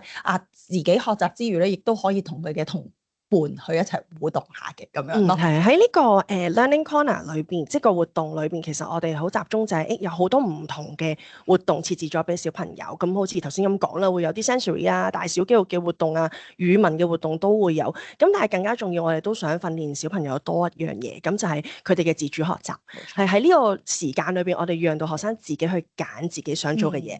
大個啲嘅小朋友咧，佢哋要自己排列好自己嘅學習時間表。咦，我到底係做咗 artwork 先，定抑或係我玩咗 sensory 先咧？如果我好遲先至去做 artwork，我做唔做得晒咧？做唔晒的話點算咧？咁樣係甚至乎呢樣嘢會慢慢持續到，咦，原來喺呢個禮拜裏邊你都要編排好㗎喎。咁呢個係我哋好希望學生可以學習到，因為呢個亦都會 benefit 到佢哋啦，上到去小學啦、中學啦。咁特別呢個其實亦都係即係 IB Learning 裏邊一個好重要嘅元素。咁我哋都好希望喺佢哋幼稚園嘅時間咧，就已經開始去訓練佢哋啦。咁樣咁亦都講講 Learning Corner 嘅時間裏邊咧，其實我哋兩位班主任，我哋頭先都不斷強調，每一班裏邊有兩位班主任，一位會係中文老師啦，另外一位咧會係 native 嘅英文老師啦。咁佢哋一路都會同小朋友一齊，咁所以佢哋會玩下，突然間會有個老師行埋嚟，又問下佢問題啦，唔係騷擾佢哋嘅，係啊，問佢問題啦，又突然間有老師啦，可能又會自己喺隔離一齊玩咁，跟住又同阿小朋友講我自己做緊呢樣嘢喎，你又做緊啲乜嘢？咁係一個 authentic 嘅一個方式，讓到學生可以學習到語言。呢個亦都係我哋覺得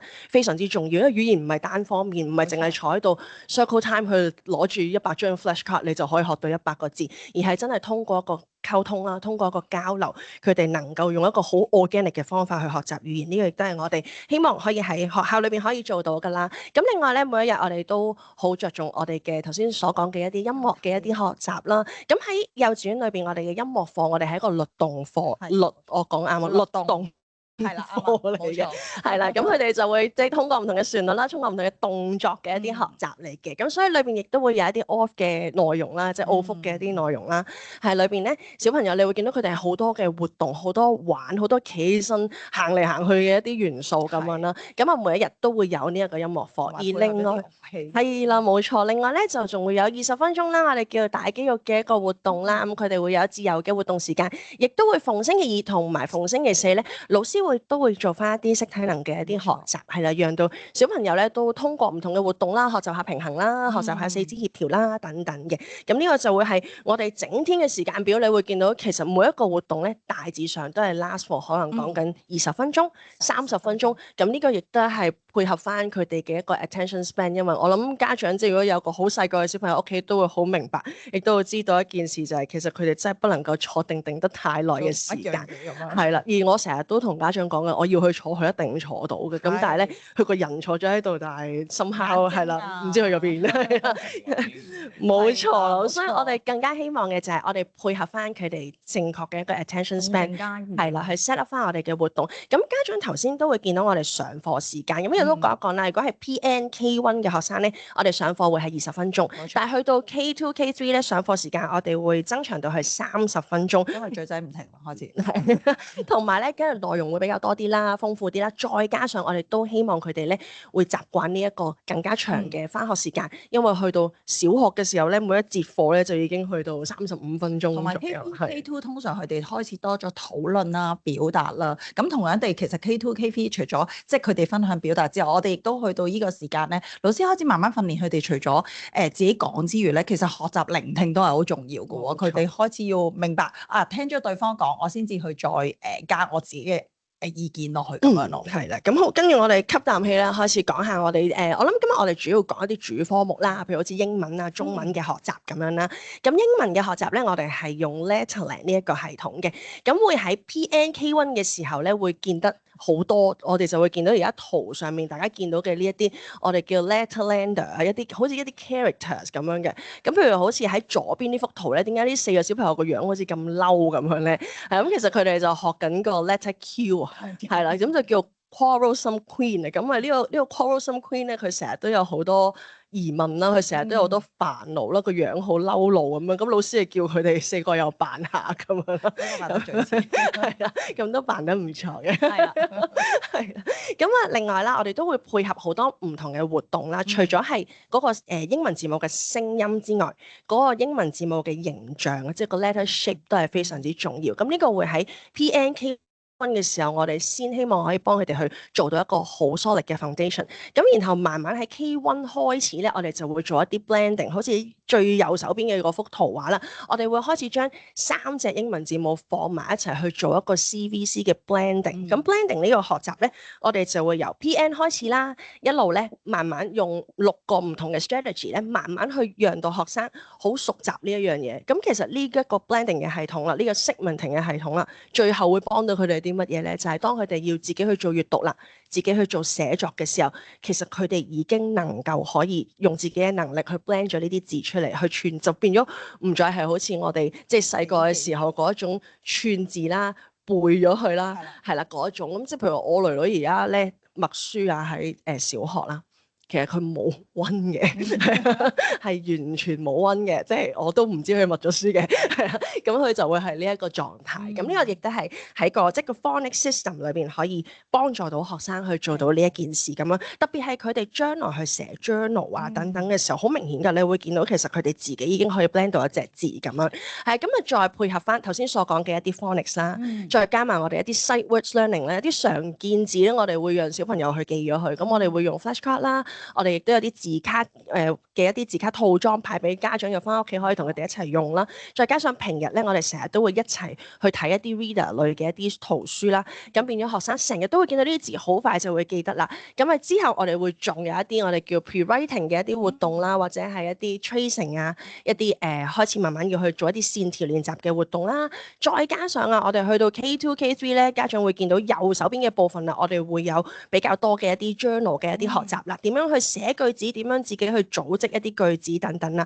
咁呢啲咧都會係喺我哋嘅英文課程裏邊咧，去協助學生咧由一開始真係我哋叫從零開始啊，一開始可能真係連係一個字都未識，咁慢慢去到 K3 咧，佢哋能夠自己去完成寫作句子啦，寫咗一個短嘅小文章啦，咁同埋再加上去做一個閱讀，都能夠可以自己掌握到。咁喺課堂啦，同埋喺我哋其他嘅一啲配套活動裏邊咧，其實我哋嘅學生咧有好多時間，都有好多機會咧去表達自己。咁我哋會做好多嘅 show and tell 啦，特別係佢哋寫完嘅 journal book，好似頭先大家見到嘅一啲寫完句子啦，返到學校咧會同其他嘅同學仔一齊分享，去講下自己寫咗啲乜嘢啦。做咗啲乜嘢啦？咁透過呢一啲嘅習慣，或者透過呢啲活動，亦都希望小朋友可以建立多少少嘅自信，可以喺唔同嘅人面前咧，都可以勇於啦去表達自己啦，同步咧又可以去提高啦佢哋嘅一個語文啦、語言嘅水平咁樣嘅。咁跟住落嚟咧，我哋會講下中文課程啦。咁中文課程咧，家長會見到，首先我哋講下右下角嗰3幅圖畫先。咁呢啲咧係一啲繪本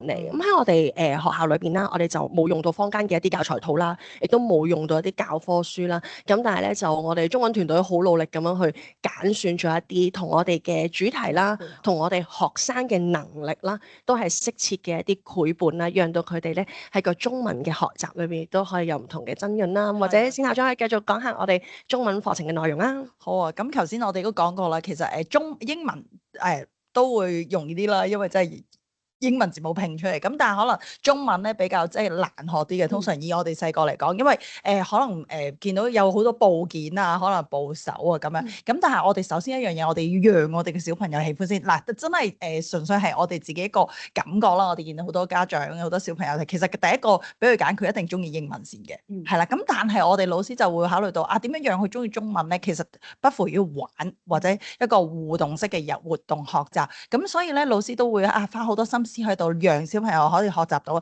第一樣嘢就係譬如話，我哋學中文字唔會單單攞個字卡俾你就學習啦。咁可能老師會加入一啲唔同嘅遊戲啊，一啲互動、一啲玩嘅互動啊。譬如好簡單，見到有家長如果望到咧 K1 嗰幅圖畫近字我哋 learning 嗰度嗰個字，見到大家係望住一個飯煲嘅咩事咧？原來嗰日佢學個米字同埋學個飯字喎。咁啊，如果平日咧就咁俾你小朋友，可能好快忘記㗎啦。咁但係老師其實真係做咗個活動過程，就係俾佢哋煲飯。煲完出嚟仲有得食喎，食咗個啖飯咧就好似記咗個字㗎啦咁樣。咁小朋友其實透過呢個活動，佢哋會好開心啦。咁同埋我哋一啲譬如頭先話分組活動，我哋都會有一啲教具俾佢哋自己互動學習。咁其實呢個活動咧，我哋由 PN 啊 K1 啊已經開始㗎啦。小朋友透過呢個過程咧，佢好快掌握嗰個字係嗰個字形啦，各方面啦，同埋去代表啲。因為有時我哋話你係咁俾個字卡佢，其實佢識讀嗰個字，究竟佢知唔知背後嗰個意思咧？其實未必明白㗎。透過活動之後咧，佢就會知道。咁啊，亦都點解會飲茶啦？其實原來飲茶之前咧，佢哋喺課室裏邊咧，老師已經俾咗一啲點心紙佢哋。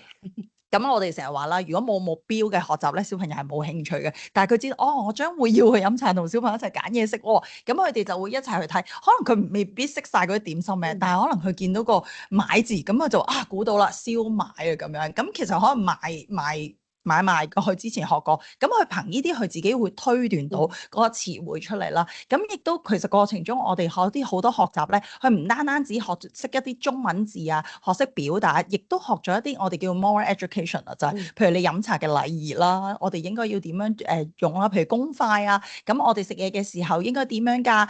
飲茶嘅時候點啊？譬如亦都我哋冬天真係打邊爐㗎，唔係假㗎嚇，放喺度我哋。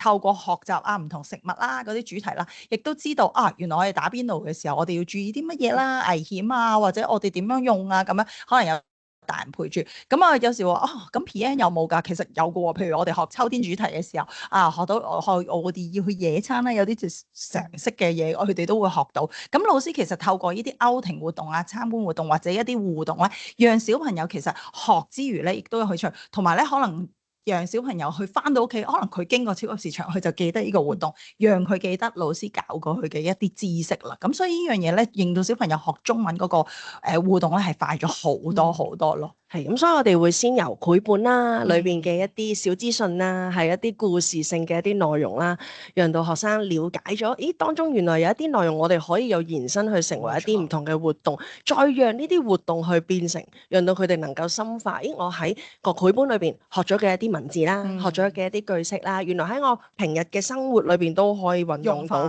係咁，呢個係我哋希望喺個中文課程裏邊啦，可以帶到俾我哋嘅學生啦。咁另外特別我哋老師都會用咗好多唔同嘅方法啦，係佢哋設計咗好多唔同嘅教具啦，讓到小朋友咧亦都有唔同嘅機會啦，唔同嘅一啲情景裏邊啊，又可以運用翻佢哋學過嘅一啲文字。咁因為特別想講下嗰啲 learning kids 係啦，因為其實家長而家見到我哋有時有啲活動分組活動咧，其實我哋部分一啲 learning kids 我哋係送翻屋企，讓家長喺屋企裏邊咧都可以同小朋友一齊學習咯。咁讓小朋友其實不停咁重溫啊，或者玩嘅時候咧，佢就會諗起老師教佢嘅內容啊。咁其實亦特別係嗰啲拼字啊，你見到有小朋友啲字卡咧，其實佢有時好多詞彙或者我哋個部件原來換咗一個部首咧，佢就變咗唔同嘅意思喎。咁讓小朋友咧其實好快知道原來人字部係代表乜嘢啊，口字部又代表啲乜嘢咁樣咯。係啊，咁所以部件學習咧，亦都係我哋中文課程裏邊啦，我哋都好着重想小朋友明白，因為實在你話望住一個中文字嘅時候，其實唔多唔少可能有啲恐懼啦，有啲擔憂啦，哇咁複雜嘅字咁樣。咁但係讓到小朋友知道明白，咦原來一隻字裏邊我可以拆分去做唔同嘅部件嘅喎，原來咦個口字我見過嘅喎，哇原來個日字我又見過嘅喎，係運用呢啲小方法，令到佢哋都會覺得，咦原來我去睇呢一啲中文文字嘅時候咧，都唔會覺得特別好驚啦，或者特別好擔心咁樣啦，都好容易學嘅。係啊，咁所以喺我哋嘅功課裏邊啦，我哋亦都會有呢一個小冊子啦，我哋叫做係啦，咁啊讓到學生咧喺呢個即係我哋叫做語文基礎啊，亦都可以咧從小啊就可以建立到一個即係穩陣啲嘅一個根底咁樣啦。講下如果去 K3 嘅時候可以學字咧，我哋亦都有本叫常用字。有時家長咧以往咧可能覺得個是字啊、個的字啊，我哋以前細個就係老師教你呢個時候用個的字，呢個時候用個是字，但係其實你當中背後唔明白點解要用。咁我哋亦都會有透過呢啲活動啊，亦都有透過一啲工作紙啊，俾佢讓佢知道點運用咯。係好，跟住咧就好快咁講下啦。我哋學校咧，除咗頭先所講嘅一啲正規嘅課程啦，每一日小朋友喺恆常裏邊會學習到嘅內容啊、主題啊、語文能力啊等等之外咧，咁我哋亦都配套咗好多唔同嘅一啲額外嘅活動啦，包括咗係興趣班啦、一啲 special event 啦、特別嘅活動啦等等咁樣嘅。咁我哋不如淨係講下興趣班嘅種類啊。係啊，好快，我哋有音樂、體能。亦都有呢個美藝啦咁樣，咁特別係呢幾年咧，我哋加多咗就譬如射箭啦咁樣，咁啊有家長就話：哇，射箭活動係咪好危險㗎？但係其實家長你睇翻佢成個射箭活動係好安全，真係絕對係課幼稚園嘅小朋友。當中過程佢唔係淨係學一個技能咁簡單咯，佢亦都有一啲 team 嘅精神啊，有啲比賽啊，有啲要佢 focus 啊，譬如有時話專注力啊，佢嗰個反應敏捷，其實我哋都要做到。咁所以呢幾類型啦，我哋都會安排到俾 PN 至 K3嘅小朋友去學習。係啦，咁而我哋所有嘅 OLE 啦，我哋叫做課外活動咧，都會係喺 lunch time 嘅時間進行。咁亦即係話啦，如果翻上晝班嘅小朋友，佢哋可以點做咧？佢哋可以留喺學校多1小時，完成埋個 OLE 就放學啦。調翻轉，如果翻下晝班嘅小朋友，咁佢哋咧就做1個鐘頭，翻到嚟學校咧，咁又可以上埋呢一個課外活動。咁啊變咗家長又唔需要額外係啊，又要送佢去邊度學完畫畫，跟住又要揾個地方食飯，然後又再翻學等等咁樣啦。係咁啊，另外啦，我哋學校有好多唔同嘅一啲 special event 啦，都會喺我哋整個一年裏邊咧，會唔同時間會發生啦。冇錯。咁有一啲咧會係一啲節日性嘅活動啦，係有一啲咧會係學生我哋會 group 埋佢哋一齊去做一啲唔同嘅表演節目。咁啊，包括我哋一年一度嘅 Amazing Fiesta 啦，咁啊讓到我哋無論係 PN、K1、K2、K3 嘅學生都能夠咧可以喺一個專業嘅舞台上面嚟有一個表演嘅機會咁樣嘅。咁喺啲圖裏邊，家長都會見到有大小嘅小朋友啊，有啲細粒嗰啲咧係啲 PN 嘅小朋友係啦，佢哋可能淨係企喺度呆豬豬都好叻㗎啦。其實係啊，你諗下對住600幾個觀眾嘅一個情景會係點樣？係，但係你會見到大個嘅哥哥姐姐佢哋會做啲咩？佢哋能夠自己去做一啲 solo 嘅活動啦，佢哋能夠做小司儀啦，佢哋能夠會自己可以去做一啲樂器表演啦，等等咁樣嘅。係咁，另外咧都會講下啦，我哋學校咧亦都有2個嘅校隊團隊啦，咁啊包括咧係我哋嘅普通話朗誦團隊同埋咧我哋嘅合唱團啊，咁佢哋咧亦都已經喺過往啊，其實都攞咗好多大小嘅獎項咁樣啦。咁然後咧我都好快咁講下，頭先因為講過我哋有好多唔同嘅特別活動啦，不過特別要介紹一下咧，就係我哋咧喺每1/4啊，即係每半個 term 係啦，一年裏邊咧我哋會有4次嘅 moral assembly 啦，咁佢亦都係我哋一個 midterm 啦或者 term end 嘅一個組會啦，我哋叫做，咁就讓到學生咧坐埋一齊，我哋會去學習一個moral 嘅 topic 嘅。咁嚟緊啊26、27年咧就會有喺圖裏邊家長見到嘅4個 topic 啦。咁啊除咗喺呢個 moral assembly 裏邊咧，我哋會學習一個即係叫做moral 啦，叫做德育嘅一個學習之外啦，咁另外咧，我哋亦都會咧同各位小朋友咧去我哋叫 celebrate 一下佢哋喺呢半個學期裏邊啊嘅一啲得着啦，嘅一啲 achievement 啦，係，然後我哋都會有一啲小證書啦去送俾我哋嘅小朋友咁樣嘅，支持佢哋嘅努力。係啦，冇錯。咁好啦，跟住另外咧，我哋會好快咁講一講啦。我哋另外咧有一個選擇嘅，讓到家長亦都可以考慮一下啦。咁就係一個叫 Young Minds Global 嘅一個課程。咁呢個課程咧，我哋喺學習喺另一個嘅半天，我哋叫做係啦。小朋友返上晝班嘅話咧，下晝可以考慮呢一個 extended program。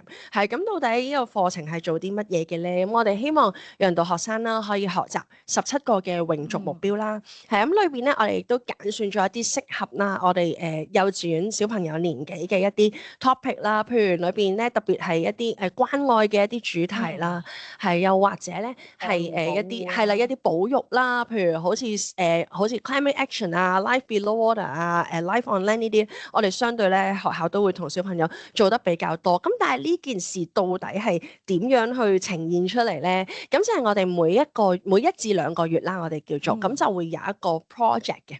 咁呢個 project 咧就會喺呢另一個半天裏邊去發生，讓到學生咧透過唔同嘅學習啦，當中包括可能老師會做一啲繪本嘅一啲故事嘅活動啦，係會同佢哋咧去諗下啊，我哋嚟緊會去老人中心探訪一啲公公婆婆喎，我哋可以帶啲乜嘢俾佢哋咧？咁希望咧係透過我哋一啲日常小朋友所認識嘅一啲內容啦，再加埋咧就係老師又會用一啲故事啦，用一啲唔同啟發性嘅方法啦，去讓到小朋友學習晒呢啲內容啦，做咗一啲嘢喎，然後我哋就會帶去社區。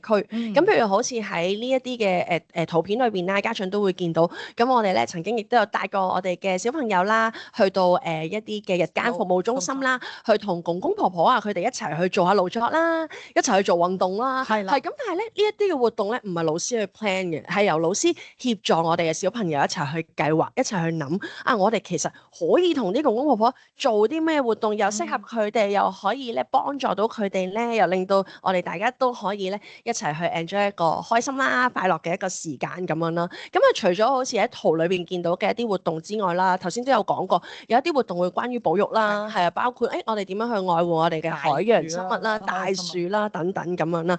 咁所以咧喺每一個月我哋都會有呢啲唔同嘅 topic，而每1至2個月啦，我哋都會帶小朋友啊外出去到咧接觸下佢哋嘅社區啦，係啊，接觸下社區裏邊係啦唔同嘅人啦、唔同嘅事物啦等等咁樣嘅。咁好啦，頭先講係另一個半天，咁到底呢件事係點樣運作咧？舉個例子啊，學生如果係上午返學的話，下午嘅時間咧佢就可以去 join 呢一個我哋叫 Shine Care Plus 啦，又或者 Young Minds Global 嘅一個課程啦咁樣。咁佢咧就可以簡單咁講，其實佢就會全天咧都會留咗喺學校，亦都包括咗咧 lunch time 嘅時間咧，亦都會留喺學校啦。咁我哋會有 catering 嘅 service 啦，去提供到俾學生咧，可以會喺變咗咧，佢就會全天都會喺我哋幼稚園裏邊，咁亦都讓到家長啦有呢一個嘅選擇，可以除咗半天嘅返學，亦都可以有全天嘅一個制定咁樣啦。咁好快咧 recap 一下我哋一啲general 嘅一啲 information 啦。返學時間咁，如果上班就會係9點去到12點鐘，下午班1點半去到4點半。咁我哋學校嘅大門咧係早半個鐘頭就會打開。咁我哋 medium of instruction 我哋分咗2個 stream 嘅，係每一個級別啦，無論你係 PN、K1、K2、K3 都可以選擇。International stream 就會係英文普通話嘅教學啦 ，local stream 的話咧就會係英文廣東話嘅教學。咁而學費方面咧，我哋去到26、27年嘅學費咧係6980蚊一個月啦，一共咧我哋會有11個月嘅 installment 啦。咁另外咧呢個都唔係淨係幼稚園啦，我哋去到小學、中學咧都會有呢一個 sibling discount 嘅 arrangement 啦。咁另外咧我哋亦都會有校巴嘅服務咧去提供俾我哋嘅學生啦。咁亦都方便大家咧喺返學嘅途中啊，唔需要考慮太多。咦，我由呢度去嗰度又要轉好多程車喎，等等諸如此類。咁亦都希望呢個服務又可以幫助到啦，讓到家長亦都可以安心咧送小朋友返學放學咁樣嘅。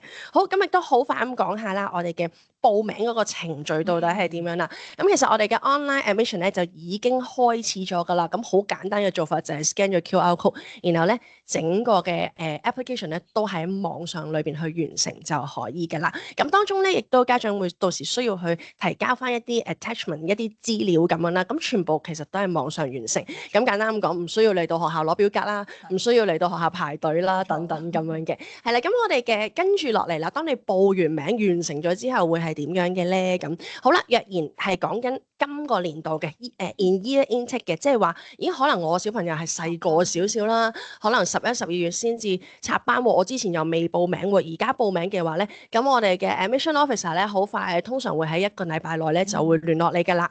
咁然後咧，我哋就會 arrange interview 啦，因為都好希望可以盡快咧可以 accommodate 到你嚟到我哋學校咁樣嘅。咁若然係講緊27、28年嘅入學咧，我哋希望家長盡量喺9月30號之前可以完成到你嘅 application 啦。係咁，因為咧我哋叫第一 round 嘅 interview 啊，咁我哋馬鞍山校咧就會係10月17號啦，紅磡校咧就會喺10月20號咧，咁就會係 interview 㗎啦。咁咧而當中如果家長嘅小朋友係啦，小朋友咧係9月或者10月咧已經可以入學的話咧，咁我哋都會喺呢2個日子裏邊去 interview 大家啦，係啦。咁但係若然你話小朋友係比較細個啲嘅，咁譬如可能係11月打後先入學，咁因為你可以諗到咧，其實去到10月嘅時候佢1歲都未夠嘅，係啦。咁所以我哋咧就會喺12月嘅時候咧先至去聯絡翻你啦，咁然後會再喺今年度較後嘅時間咧，我哋會再同你去約見去做呢個 interview 咁樣嘅。咁大致上啦，呢個就係我哋幼稚園嘅介紹啦。咁跟住落嚟咧，我哋會將時間交俾我哋小學部嘅兩位校長。好，唔該晒，辛苦晒幼稚園嘅兩位同事啊。咁好豐富啊！而小學部我哋今日預備嘅都非常之豐富，我哋有60-70張嘅 slide，我哋有10分鐘，我哋會去完成嘅。咁所以咧，家長唔好介意我哋講得快少少啊嚇。咁我哋每一年咧學校都會有一個主題，今年嘅主題係 Our Heart Shine On 啦，而 under 同一個主題咧，我哋都會有4個嘅 core values。今年嘅4個 core values 係 honesty、endurance、appreciation 同埋 teamwork。咁透過6年咧，我哋就會 go through 24個嘅主題。咁亦都係每一年咧，我哋除咗主題之外，我哋都會有主題曲去幫小朋友啦。咁而家暫時咧，我哋大埔嘅人數咧就係19班，549位學生。鑽石山校係7班，185位學生。旺角校17班，488位學生嘅。咁呢個咧就係我哋嘅團隊啦。咁我哋咧而家已經今年咧有113位嘅教職員同事㗎喺小學部裏邊。冇錯，咁呢個咧係一個 Grade 1嘅故事，不過今日我哋唔播放啊，因為時間嘅關係。係啦，如果係稍後咧有機會 join 咧，你會睇到多少少嘅。係啦，咁我哋咧好快咁樣去睇一睇我哋嘅時間表啦。我哋嘅返學嘅打鐘時間係8點20分。咁 before that 咧，我哋每一日都會有唔同嘅 elite training 會進行啦。咁至於每一朝頭早咧，我哋星期1至4咧都會分別有2日嘅 morning reading 嘅時間啦，同埋有2日嘅 language boost 係分別係中文同埋英文嘅老師咧會同佢哋進行一啲spelling games 啦，或者係一啲reading skills training 嘅。咁至於逢星期5咧就係我哋 morning assembly。嘅時間。早上咧，我哋有6節嘅時間，每2節咧都會有一個 break time，一個 recess time。6節之後咧就係 lunch time，lunch 之後咧我哋就會有唔同嘅 activities 進行嘅。咁每一日咧都會見到有淺藍色啦，就係我哋嘅 study hall 做功課嘅時間。星期2、星期3、星期4咧，我哋都有英文啦、中文同埋數學嘅 VIP 啦。老師會用小組嘅形式去同小朋友去進行一啲嘅鞏固或者 enhancement 嘅活動啦。咁啊，去到小學部咧，喺中間1至6堂裏邊咧，我哋嘅英文啦、數學、科學、視藝、體育同埋音樂咧，都係用英文咧嚟作為教學嘅語言嘅。而我哋嘅中文同埋人文科咧，就係以普通話寫繁體字嘅。咁啊，每一班咧都係有2位班主任㗎。係啦，咁我哋嘅 reading 咧係用 model sustained silent reading 啦。呢啲咧都係一啲language boost 嘅花絮。係啦，咁我哋咧唔同嘅課程咧，我哋都會有一啲嘅校本適應嘅課程。咁中文科咧，我哋就會有呢個校本適應課程咧，因為我哋中文係用普通話嘅教學啦，咁所以一開始嘅9月咧，我哋會先係同學生鞏固佢哋嘅拼音嘅。咁我哋會有我哋拼音樂嘅冊子啦、寫字樂啦同埋識字樂嘅冊子嘅。咁啊，12月起咧就會進行單元嘅教學啦。咁而我哋每一個課文咧，每一個單元咧，我哋都有自己校本嘅課程嘅。譬如好似1年班呢個咧，就係親親我的家啦。咁啊，除咗係單元教學之外咧，佢哋嘅寫作咧，我哋都有單元冊啦。另外每一個單元咧，裏邊都有一啲嘅鞏固嘅我哋特別係中文嘅一啲基本嘅字詞嘅結構啊等等啊，我哋都會有第3本咧 booklet 咧係校本咧去幫助咧同學同埋家長咧更加容易掌握㗎。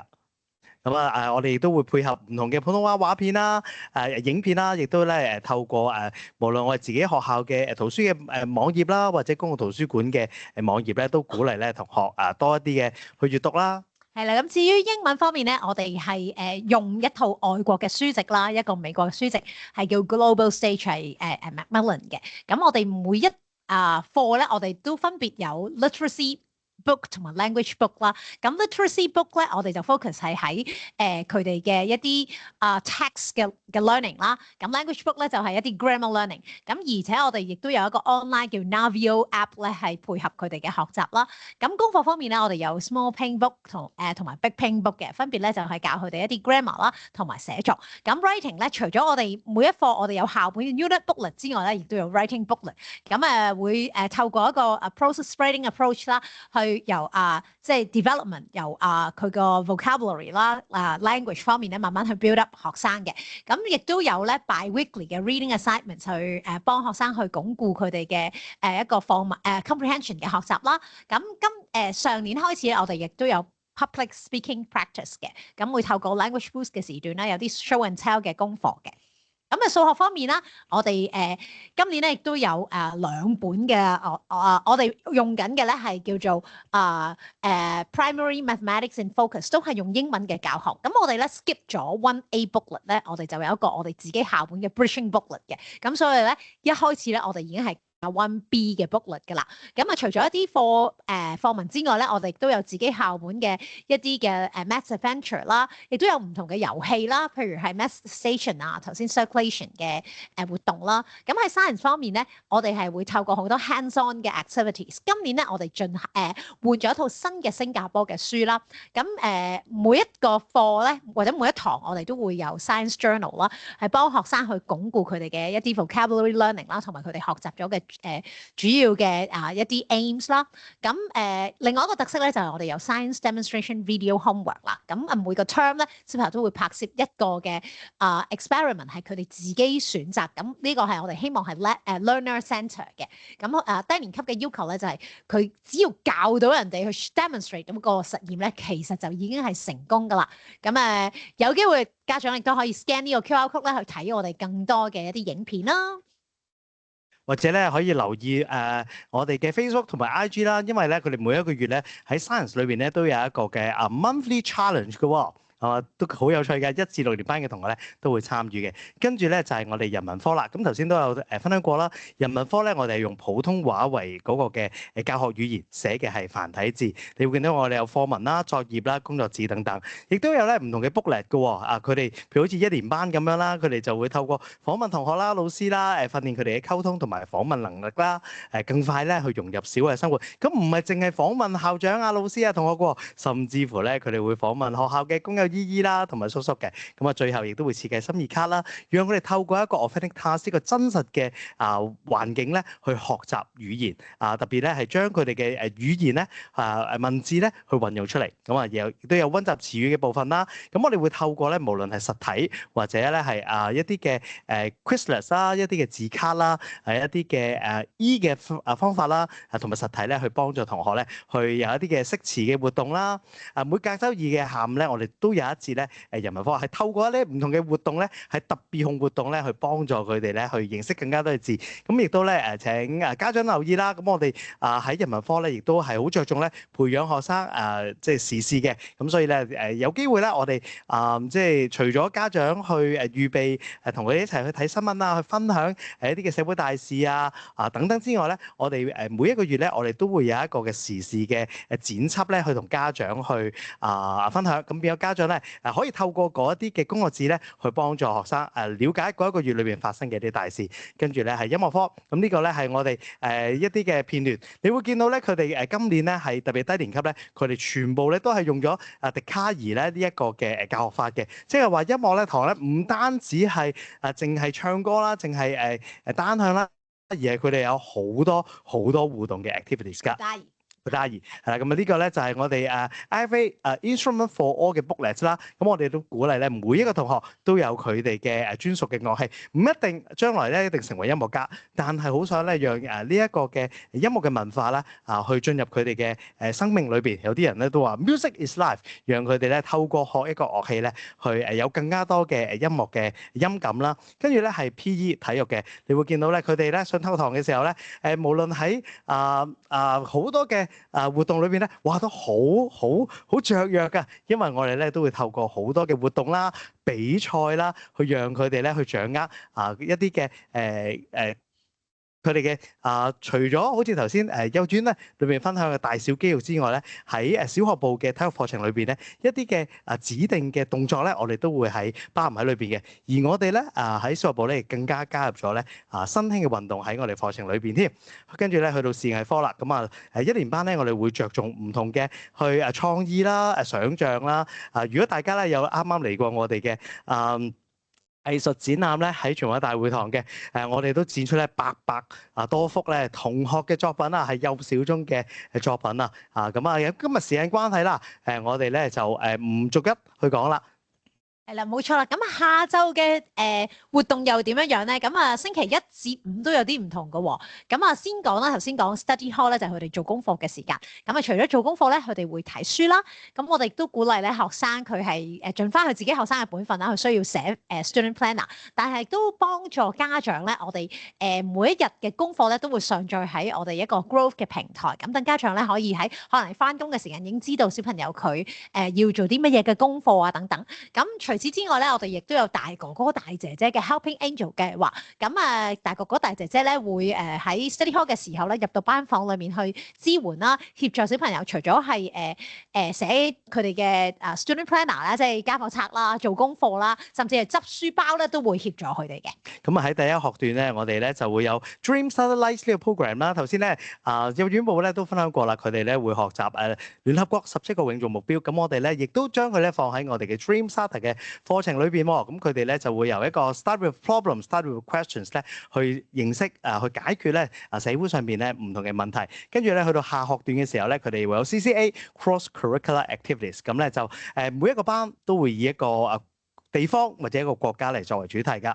冇錯，我哋咧亦都鼓勵學生咧去參加課後嘅一啲 OLE 嘅活動啦。咁喺before 佢哋選擇之前咧，我哋都特別安排咗 OLE Experience Day 啦。咁等唔同嘅 service provider 可以嚟到學校，俾學生先有一個體驗，跟住佢哋先至翻去屋企咧，同家長去商量佢哋究竟想學啲乜嘢嘅活動咧。咁我哋嘅OLE 咧亦都 cover 咗8大智能嘅。咁喺唔同嘅範疇咧，我哋都有OLE 可以俾學生去選擇嘅。哇，好受歡迎嘅，因為咧我哋3個分校咧即係旺角、大埔、鑽石山咧，我哋咧就加埋咧超過咧1年啦，係超過200個咧項目咧去俾同學咧去選擇。咁我哋安排嘅時間咧就係1至5啦，同埋星期1至5咧就係3點半至4點半，星期6咧就係朝頭早嘅9點至到12點呢段時段咧，你都可以參與呢啲 OLE 嘅課程。咁除咗咧你參與之外咧，佢哋都有好多展示嘅機會嘅喎。佢哋會有OLE Expo 啦，不論有一啲嘅活動適合可能喺台上表演啦，但係可能有啲比較靜態啲嘅咧，佢哋都會有自己嘅攤位咧去展示佢哋嘅成果㗎。咁有啲咧甚至乎會代表學校咧參加比賽添㗎。冇錯，呢個亦都係配合我哋今年嘅其中一個enhancement measure 啊。好多學校可能講緊嘅一生一體藝啦，但係我哋更加關注係佢哋整體嘅發展。咁亦都希望咧透過唔同展示嘅機會啦、成果嘅展覽咧，去提升學生嘅自信嘅。咁頭先馮校長講咗啦，我唔再講啦。咁除此之外咧，隔週我哋都會有 house activities 嘅，唔同嘅科目，唔係淨係 PE 嘅。我哋咧可能係中文啦，佢哋有一個成語嘅比賽啦，常識咧有常識問答比賽啦，音樂科佢哋可能一齊即係比賽創作等等，都希望咧佢哋透過一個混齡嘅時間啦，有機會可能同唔同嘅級別嘅同學一齊為自己個考試爭取分數嘅。有一次咧，我送我女女咧返學嘅時候咧，咁佢落車嘅時候咧，我就同我講一句，因為我知道嗰日咧有一個辯論比賽，我就話加油啊！咁跟住佢咧就已經落咗車啦，但係翻轉頭咧，爸爸你係唔應該同我講加油㗎。我話點解啊？我同你講加油有咩問題啊？佢話唔係啊，你講加油咧，去抹殺咗我一直以嚟嘅努力啊！你應該係同我講咧，繼續加油，繼續努力。嗱，呢一個咧就係被看見嗰個嘅即係喺孩子心裏邊嘅角度咧，佢嘅心底話啦。咁所以咧喺 house activities 啦，頭先嘅 OLE 活動啦，希望我讓我哋嘅每一個孩子都被看見。咁除此之外咧，我哋都有 newsletter 啦。每一個月咧，我哋都會就校長啦，同埋唔同嘅科主任啦，去分享一下各科咧，我哋做咗啲乜嘢嘅活動啦，發展緊啲乜嘢特別嘅項目喎。咁另外一個咧，我哋非常之受歡迎嘅咧，就係我哋嘅家長學堂啦。馮校長可唔可以講下我哋以往有啲咩特色嘅活動啊？係啦，嗱咁咧朱校長咧會帶領家長咧一齊去打波啦。一年咧佢哋好誇張㗎，係練習加比賽咧有成一個月係打2次㗎，同埋咧仲會去同唔同嘅有校啦，去接受佢挑戰啦，甚至乎咧佢哋嚟緊咧想參加啲比賽啦。咁除咗籃球之外咧，我哋嘅羽毛球啦、網球啦，仲有咧唔同嘅木棋啦，係啦，呢啲係已經係恆常化咗嘅一啲活動啦。除此之外咧，我哋出年咧更加計劃緊咧，睇下有冇家長中意踢波咧，我哋希望咧可以組織咧家長嘅足球隊喎。咁你喺見到呢個相上邊啦，譬如左上角啦會有4驅車啦，中間咧我哋請咗奶茶啦。教我哋咧跳舞啦、拍 MV 啦，有家長咧佢係會計師，但係佢亦都係有200幾個蜂箱啦，即係蜜蜂嘅箱啦，咁教我哋咧係啦，佢點樣咧去同蜜蜂咧去相處喎，甚至乎餵蜜蜂喎，亦都右上角咧有家長佢亦都係做鑑證啦，咁佢就會同啲家長咧去分享，譬如啦，有一次咧好受家長歡迎究竟喺一個即係鑑證嘅角度，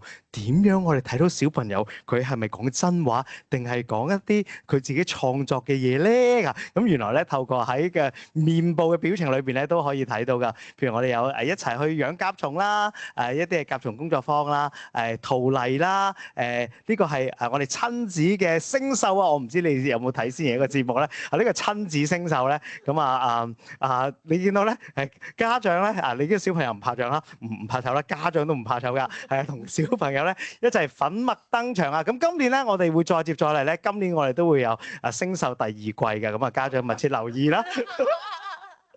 係咁啊，進行木棋嘅比賽啦。我哋個家長啱啱一齊去咗日本比賽添喎，係咪啊？係啊，冇錯。咁啊即係除咗學生去比賽啦，咁啊啱啱咧，譬如今年嘅石門島咧，我同家長咧，因為橫掂都要帶隊啦，橫掂都要去睇住個小朋友。咁你頭嗰幾張影相又好開心啦，你冇理由影2日啦。咁我話喂，不如即係都做一隊咧。結果我同家長隊咧係喺百幾隊裏邊咧係打到咧係top 8㗎，係即係首8名嘅。咁所以咧，即係唔單止我哋學生中意啦，連我哋家長咧都非常之中意㗎。好，交個時間俾朱校長啦。好，咁啊，一下子咧，我哋講咗好多嘅資訊啦。咁我講埋啲 housekeeping 嘅一啲資訊之後咧，我哋就可以有啲 Q&A 嘅時間啦。咁啊都係咁啦。今日聽到我哋係即係5個人咁樣對住個咪，對住個空氣咁樣啫，講咗好多資訊啦。咁我哋梗係希望你現場嚟到我哋學校。咁好快講一講啦。嚟緊我哋幼稚園有2個嘅admission date，咁都可以歡迎大家參與嘅。其實係撞晒嘅呢日子。咁你可以 either one 咯，即係嗱19號你可以去馬鞍山，咁3號當然我哋紅磡有啦，咁我哋再去下辦係嘛？咁啊我哋就係啦，咁啊我哋係啦，咁啊19號就係旺角，3號就係大埔。咁你可以背翻自己嗰個需要，因為你會見到啊，第一個係馬鞍山先噶嘛，咁你係着10號3號嚟大埔，咁你通翻條線啦，係咪？有意義㗎，我諗過㗎呢個。係啦，咁啊，係啦，咁啊，咦，咁以我所知，我睇嗰個報名情況就嚟 full 啦，係咪？呢個幼稚園部，因為點解咁快 full 咧？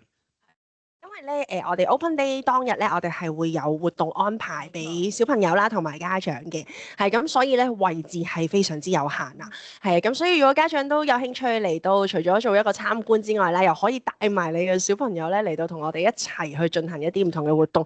咁我哋嘅老師其實喺我哋每一個班房咧都已經準備咗好多係啊好特別啦、開心啦、互動嘅一啲活動啦，俾大家咁樣。咁所以咧，如果家長有興趣咧，就可以 scan QR code 啦，咁啊報名就可以。咁啊，除咗有頭先咁講啦，我哋下一班啦，咁啊，我哋小學都會有我哋嘅家長啦，我哋嘅學生啦，我哋應該有60-70個至100個學生會有唔同嘅展示。咁你嚟到就唔係聽校長講啦，你就係完全係聽我哋學生嘅分享啦。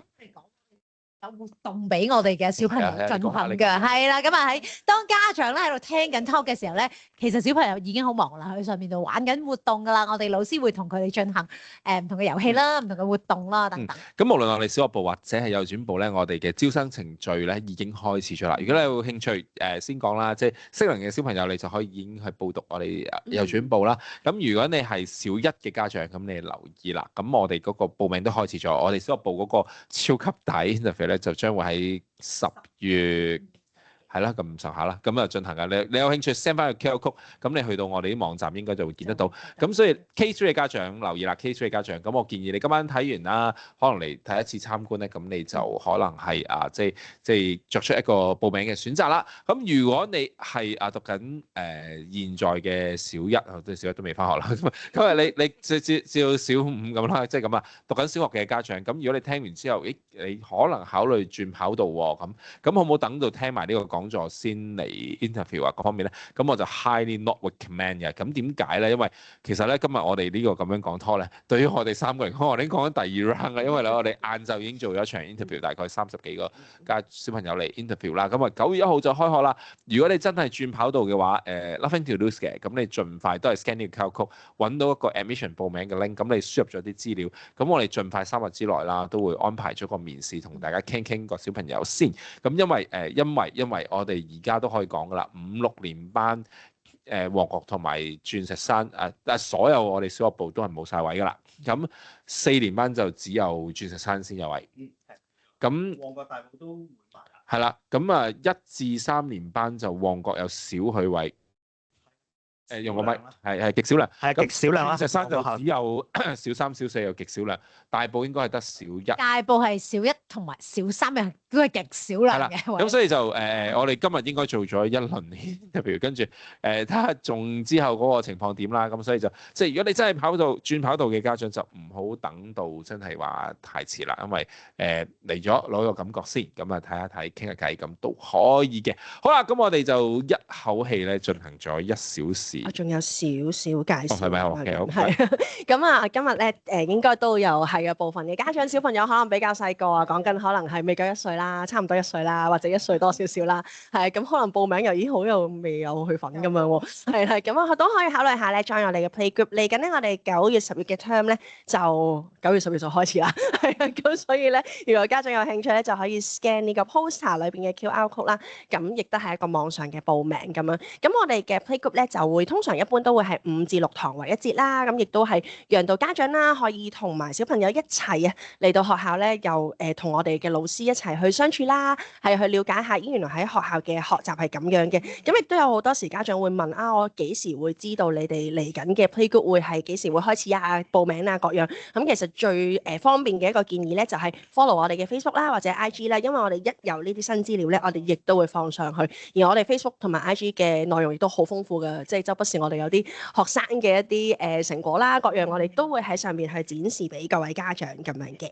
好，咁啊一口氣我哋一年就1小時42分鐘嘅超 compact 嘅一個分享。當然再講落去，我哋都絕對有信心。不過但係都真係攰啦。咁啊，夜啦，因為我哋聽日就繼續5點起身，我哋聽日仲有唔同嘅校務會議嘅安排，準備開學啊嘛。咁啊，不如咁啦，嚟到呢個時候咧，就咁我哋就即係飲啖水先。咁睇一睇各位現場嘅家長，你有冇啲咩問題諗得到，想同我哋傾傾咧？嗱，咁啊係時候呢度就頭先介紹過啦。我哋有2個方法啦，一你就可以撳嗰個舉手掣，咁我哋就可以邀請你開咪，咁我哋即刻有個互動啦。或者咧，你可以喺我哋嗰個 chat box 即係打字嗰個位咧，睇下有冇一啲資訊想我哋一齊溝通下，咁我哋可以即時有個互動嘅喎，好嘛？咁我哋而家睇下有冇一啲現場嘅朋友想舉手傾下先。有2位家長舉手，不如我哋順翻個次序先。舉手嘅美麗就係有次序嘅，等等啦。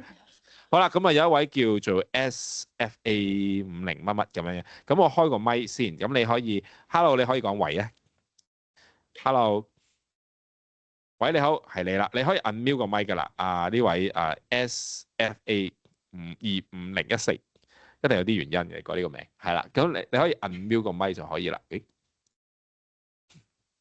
Hello。好啦，可能係有啲技術嘅關係。係啊，你講喂啊，聽唔聽到啊？聽到啊，你好，Hello。係，我小朋友咧而家就讀緊，你等陣我掛翻個咪先得嘅。係，等聽到非常清楚，好清楚啊！係你繼續啊，小朋友。小朋友咧而家就讀緊小1就升小2咁樣嘅。如果想插班轉跑道咧，係咪即入去而家喺畫面嗰個小學部嗰個組校曲咁啊？喺裏邊填啲嘢得㗎啦，係咪？冇錯。嗱，你而家 scan 翻我哋嗰個小學部嗰個 link，咁基本上你就用電腦啦，坐低15至20分鐘，你就可以填晒啲資料。咁我哋就會有專人同事會喺3個工作天裏邊回覆你㗎啦。OK，就係咯，嗰個我見到 scan， 我用手機 scan 就寫住 admissions 咁樣嘅。正確，冇錯啦。OK，填咗呢就搞掂係嘛？係啦，咁我哋專人會回覆翻你啊。唔該晒。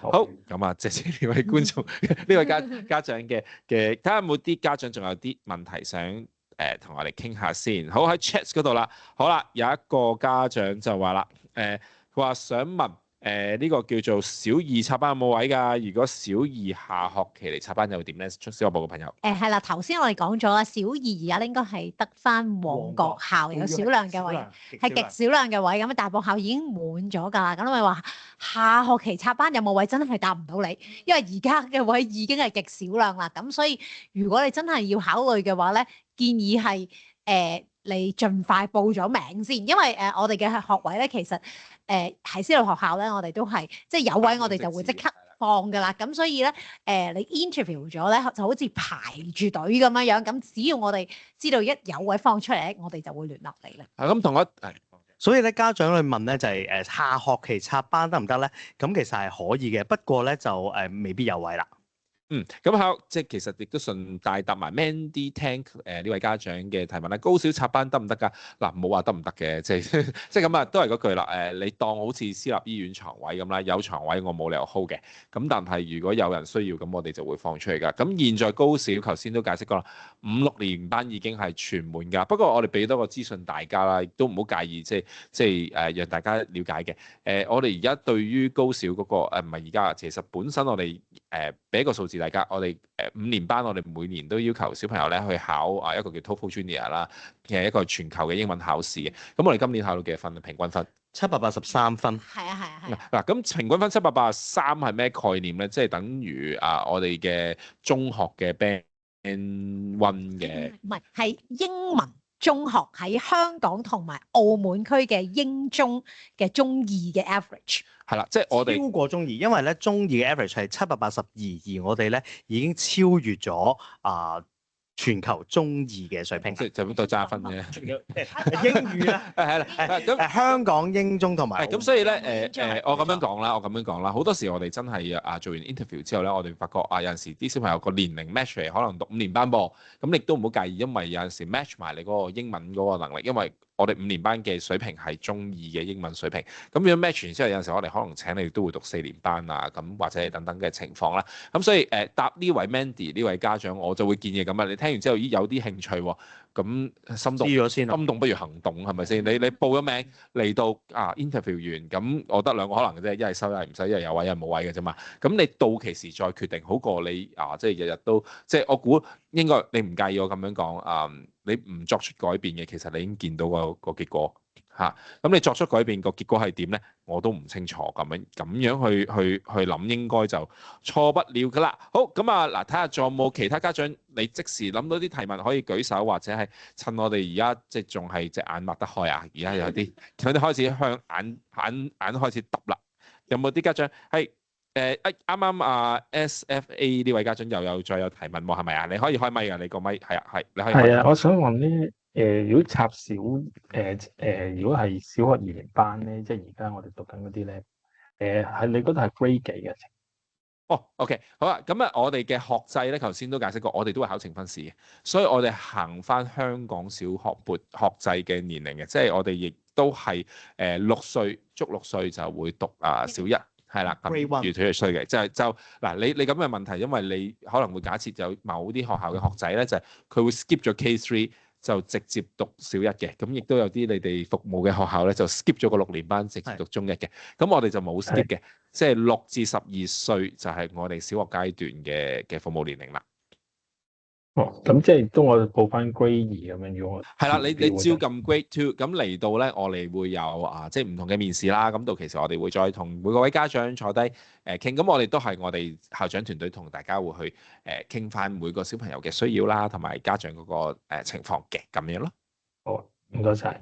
好好啊，好咁嗱，不如咁啦。我諗我哋都可能。因為我哋非常清楚啦，係啦嘛，咁我哋不如咁睇下仲有冇其他家長有問題啦。如果冇其他問題嘅話咧，不如咁啦。如果非常清楚，因為係我哋講太清楚，你俾個拍手板俾我哋都知道，大家都睇到個情況啦，係咪？好，咁我哋睇下先，係啊。好，咁都非常清楚啦。亦都有位家長PC 呢位家長，你係想拍手板咁多舉手啫，係嘛？我見到啲拍手板啦。好啦，咁即係再一次喺度多謝大家今晚陪我哋度過咗1小時零49分鐘啦。咁我哋呢一個 online 呢個片段會擺上網，咁大家好，有一個問題係你拎咪。我哋嘅 interview 係可唔可以 online conduct 嘅？小學先啦，不如。小學係得嘅，我哋 face to face。除非你係無法喺香港進行啦，即係如果你話唔係喎，喺九龍灣喎，要過嚟旺角有啲遠啊，咁就唔好啦。如果你話我係因為喺英國而出去推各方面特殊情況，我哋其實大家見到網上對答見到 Ash 許小姐亦都係我哋收生長，咁佢都係直接亦都喺畫面上面有 WhatsApp 或者 WeChat，你都可以係直接聯繫佢嘅。OK， 好，有冇其他 ？OK， 冇啦，咁應該問題嚟到呢度。回應一下頭先有位家長問可唔可以冇咁急咧？其實因為而家嘅時間夜啦，我哋都知道家長都攰啦。咁但係如果你真係譬如對於小學嘅課程你想了解多一啲嘅話咧，歡迎你哋即係 scan 頭先嗰個 QR code 咧，你都參與我哋嘅 Information Day，你都可以直接同我哋去對話啦，了解更加多關於小學部嘅一啲。有位家長佢即刻就問緊我哋關於小學校車嘅，咁嚟多次啊嗱，有排講嘅，咁啊但簡單而言。只要你唔過海嘅話咧，即係我哋喺九龍區新界區，基本上大部分嘅地方我哋都 cover 到我哋校巴。不過個校巴係有啲就去大埔，有啲去旺角，有啲去鑽石山，咁就要睇翻嗰個學校嗰個情況啦。咁至於元朗區有冇校車咧？我哋元朗就會去大埔，係啦，冇錯啦。咁但係當然你就會話咁我讀啦，咁你要睇我哋有冇學位咁樣，咁一個相當複雜嘅。咁所以我覺得校車即係讓大家知我哋會有即係安排。咁至於小學部，你放心啦，你報咗名，其實基本上大埔、旺角、鑽石山咧，我哋一齊去做面試。到期時我哋睇翻嗰個情況再處理啦。咁我睇下有位家長仲係sorry，等陣先，佢逐個字出緊嚟，係再問多條係咪？另外仲有一條問題係中學部會唔會有 online seminar？你張校長問得非常之好。咁啊因為咧亦都唔好介意，因為咧中學部我哋現在咧嘅狀態就係我哋都冇再收校外生噶啦，因為我哋如果想到我哋中學部，基本上現在咧都係要透過我哋小學部一條龍咁上去噶啦。咁所以咧亦都大家會但係我哋中學部有冇插班咧？係有嘅。咁但係亦都唔介意同你分享啊。其實現在嗰個插班嗰個要求係相當極之高嘅，即係講緊啱啱 Grade 11，我哋插咗一個學生，佢 IGCSE 已經6個 A 星啦。咁你會見得到，即係你去到呢個水平咁樣。咁可能我哋就暫時中學部係去到11月啦，可能係會有一個講座嘅。不過即係 for the information， 就算有都好咧，我哋中學部收到嘅學位係極少㗎啦。咁樣見到啱啱有最後一個嘅問題，就係元朗區頭先聽得唔清楚。元朗區咧，我哋係有校巴係去大埔嘅。咁但係咧都要留意一下，因為元朗區都比較大啊。咁我哋未必係點對點啊。係啊，所以都要留意一下。村啊，係元朗係邊個位置有？我哋都有即係住喺元朗嘅家長，佢可能就會即係送到去，可能係西鐵站好似新元中咁定都好聽我，因為佢改咗名，我唔係好搞得清楚佢叫咩名。咁樣，咁我哋係行即係錦繡花園啊嗰條線咁樣翻嚟嘅。